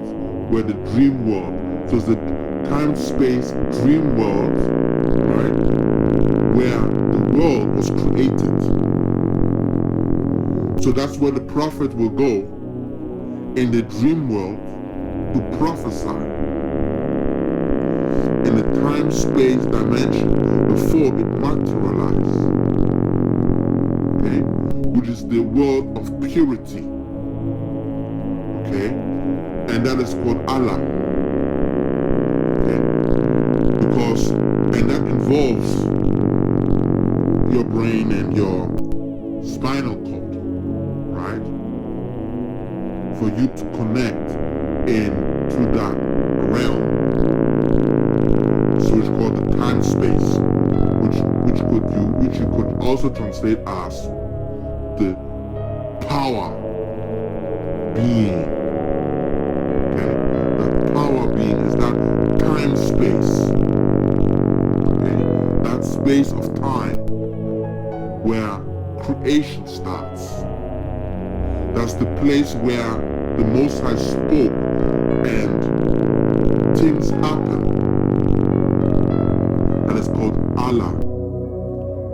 So Allah is just the place where the Most High spoke and things happen and things manifest the physical, which is the power. So it's the time, space, or space-time power from the dream world or the dream dimension, which is the place where He spoke and creation happened, which manifests to this reality. Okay? That's what Allah means. So what does the word Yah at the beginning mean? The word Yah at the beginning means the controlling power, the manifesting power.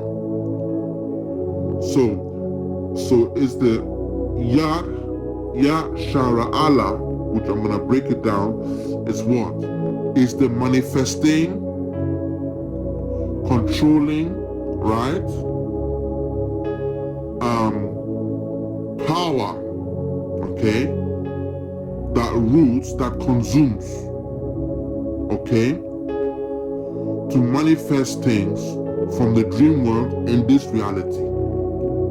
So what does it could be? What would be another translation? Another translation would be for the word Yashra Allah would be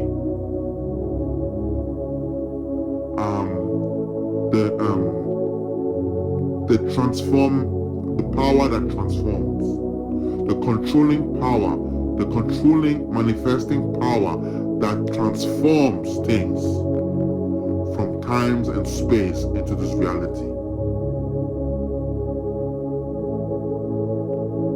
Or the manifesting power that transforms it to the power that created time and space. So it's the transformation power, okay? And that is the meaning of Yashra Allah. That's what it means. So it's related like a lion, okay? Yes, control is the manifesting, ruling power being.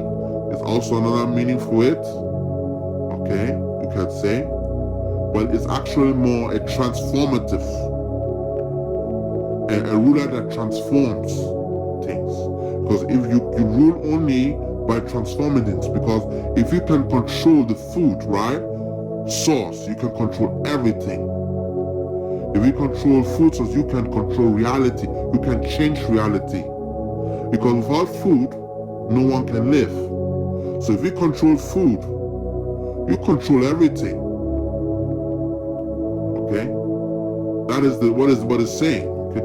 Yashara Allah. So if you can control the things that needs to be for the fire to work, you can control everything. Every reaction, every manifestation, every transformation. So you become like a ruler. Okay? So that's what it means. So that's what the meaning of the word means.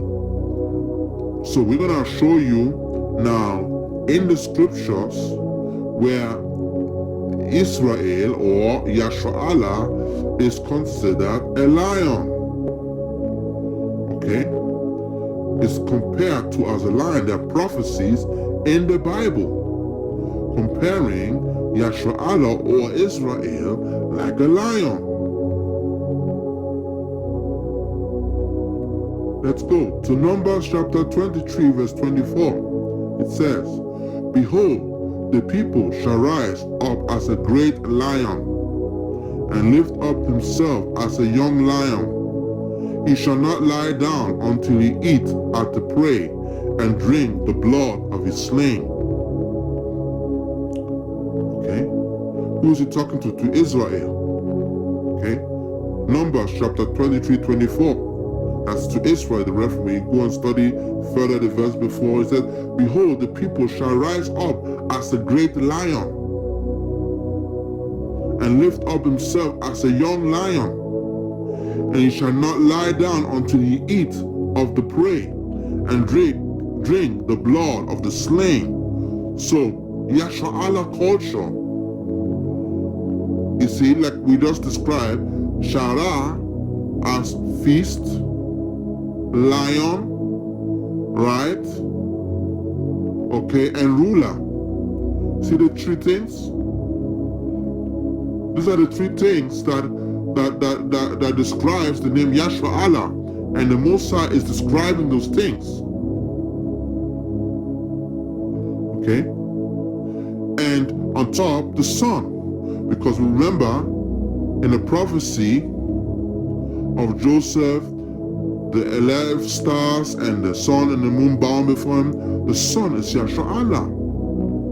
The sun and the moon is Yahshua Allah. So you can see the sun, you can see the moon, right? The sun, which is the light, okay? Okay, and the lion, described as a lion, okay? And he's feasting. So he shall not lay down until he eat of the prey and drink of the blood of the slain. That's feasting. Because what does the lion do? He feasts. He tears apart his prey. Okay? He drinks the blood of his slain. Is it not what he does? He drinks the blood. Is it not so? Okay, next one.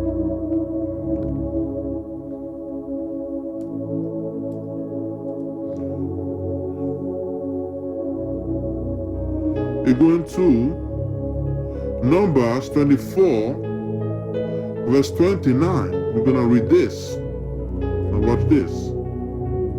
Numbers chapter 24, verse 9. It says this. He crouches, he lays down as a lion, as a great lion. Who shall stir him up? Blessed is he that blesseth thee, and cursed he that curseth thee. So, Yahshua Allah is what? He crouches and he's laid down as a lion, like a great lion. Who shall stir up? Blessed is he that blesseth thee, and cursed he that curseth thee. You see that again? You see again, he's compared, Yahshua Allah is compared like what? A lion. Okay?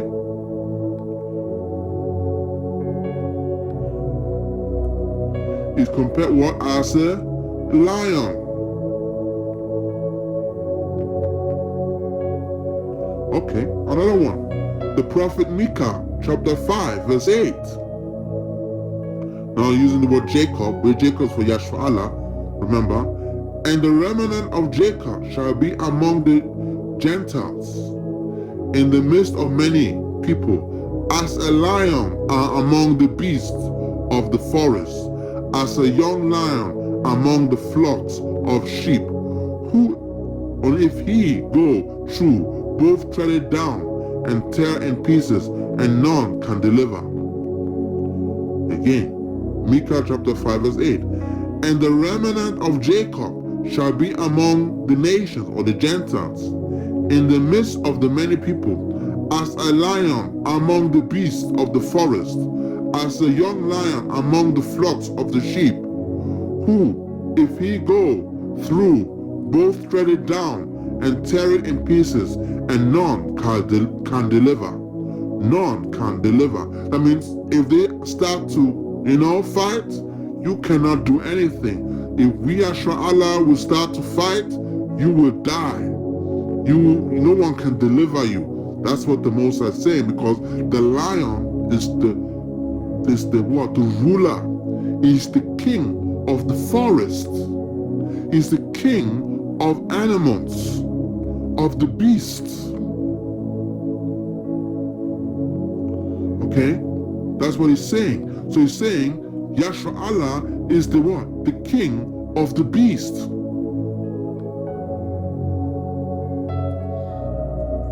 So Yahshua Allah is a lion. See the symbol? That's why you see that the word Shah in Iran, that word in the middle of Yahshua Allah is a lion and the sun.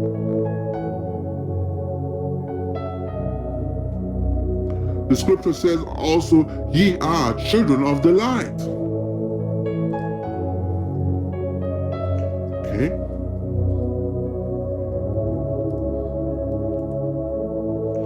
Okay. Another word you're gonna see. Deuteronomy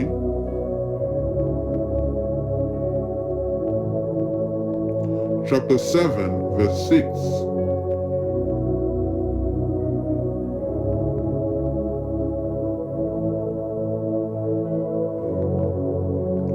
Said here, for thou art an holy people unto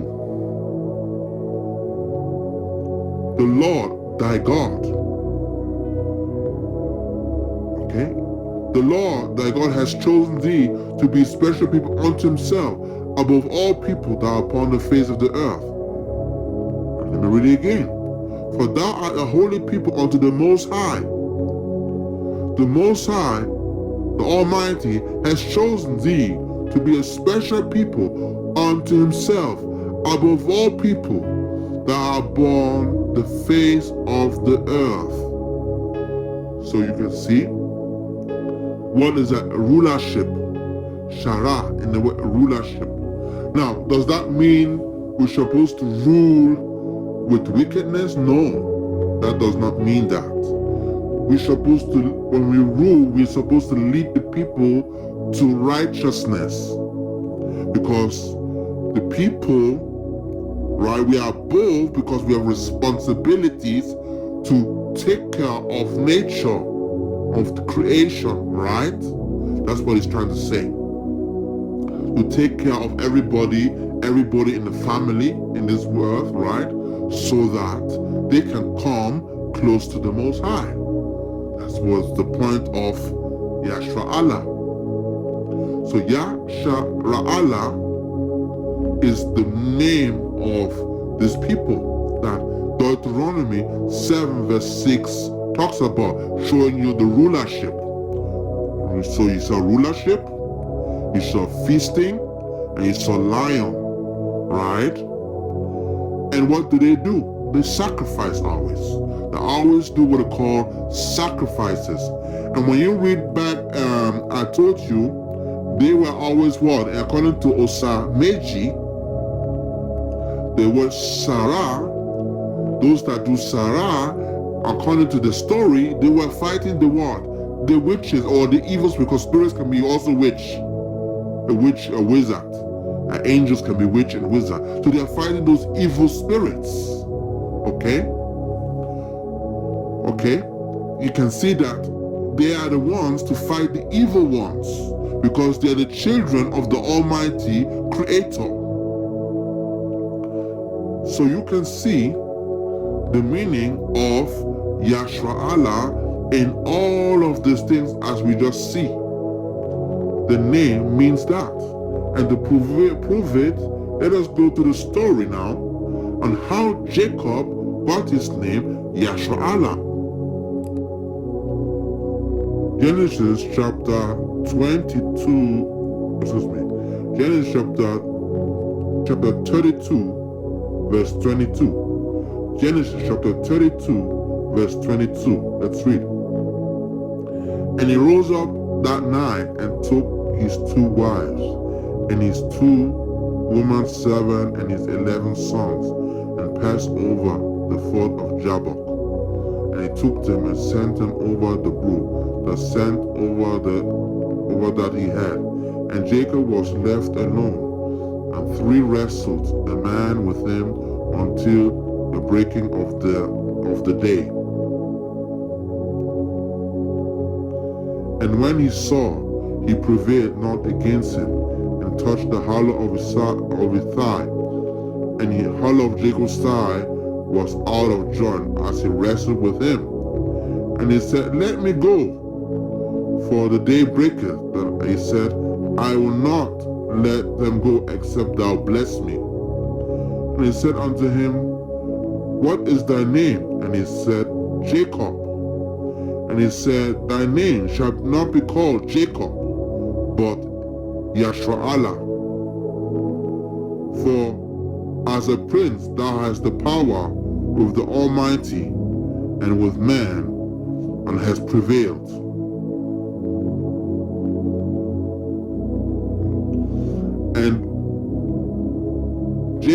Jacob asked him and said, Tell me, I pray to thee, thy name. And he said, Wherefore is that thou tookest thus ask after my name? And he blessed him there. And Jacob called his name the place Peniel, for I have seen the Most High face to face, and my life preserved. And he has passed over Penuel. The sun rose upon him, and he halted upon his thigh. Therefore, the children of Yashar'Allah shall not eat the sinew which shrank, which upon the hollow of thy thigh.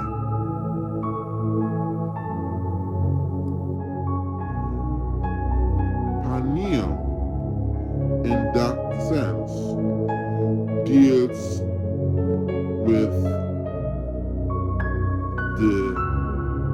like a messenger spirit. Peniel is like a messenger spirit, and he's able to enter the palace in your face, okay, and manifest this reality and fight against you, okay? It's a specific form of angel, messenger spirit, okay? And he fought against them, and his name was called Yashar'Allah when he wrestled against him, because he was very strong. That's how the name Yashar'Allah came. So now we're going to read it again. It says, Thy name shall no more be called Jacob, but Yashar'Allah, for as a prince thou hast the power with the Most High and with man, and hast prevailed. Okay, so as a prince again. You see that prince word? Like a prince is the word is Shah. Again, the Shah. Again, okay, Yashar'Allah. As a Shara or Shara, thou hast the power with who? Allah or Allahayim, and with man, and thou hast prevailed. You see? So he was the one that was fighting against him. Okay? Because that person in verse 24 it says, For he wrestled a man with him until the breaking of the day, to the sun that rises. You see that?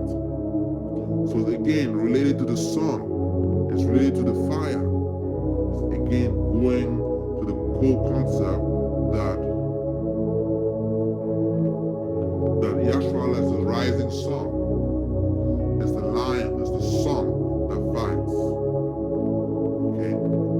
So you can see Yashar'Allah inside the name.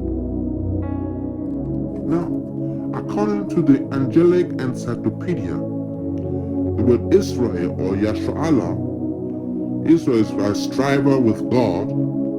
Okay? It's called striver with God.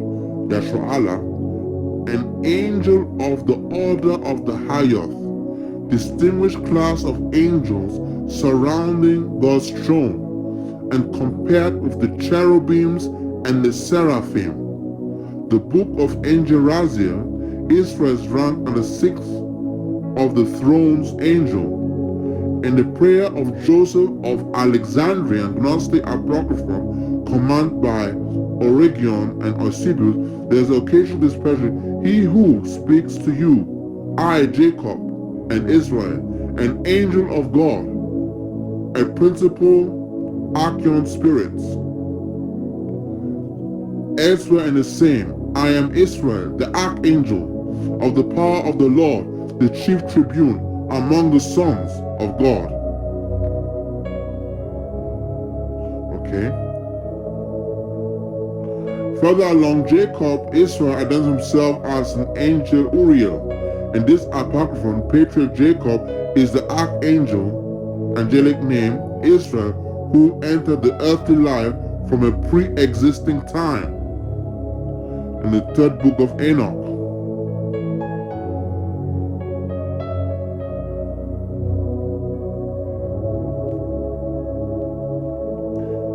The midst of the Gnostic period, the 7th to 11th century, speaks of a heavenly beings named Israel. The function of angel is to call the host of angels to chant God's praise.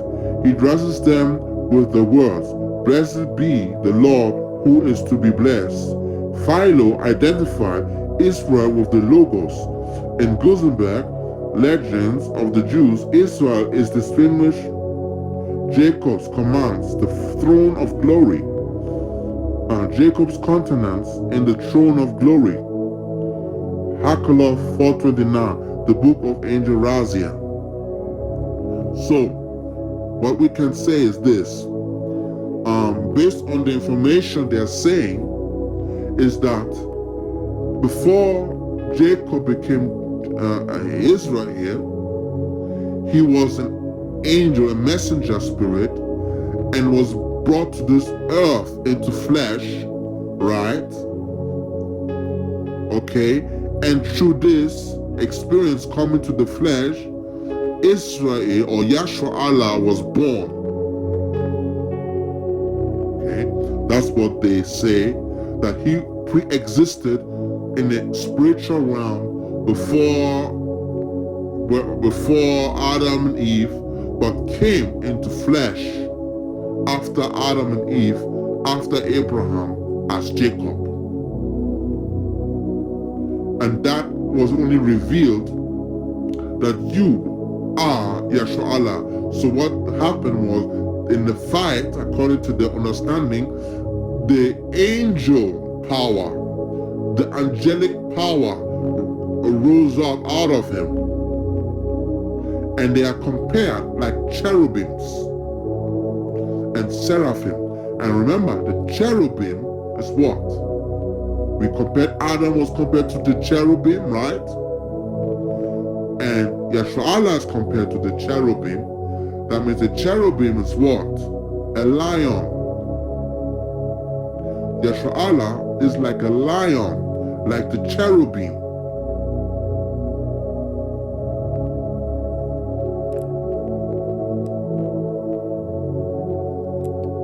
To conclude the matter, Yahshua Allah means this. To put all together, it means the controlling, manifesting, transforming, ruling, power being from space-time of the Creator. I repeat again.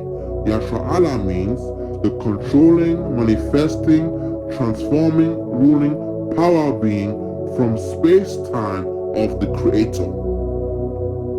Welcome to KEASAM, Karma Evolution, Anti-Satanic Ascending Movement.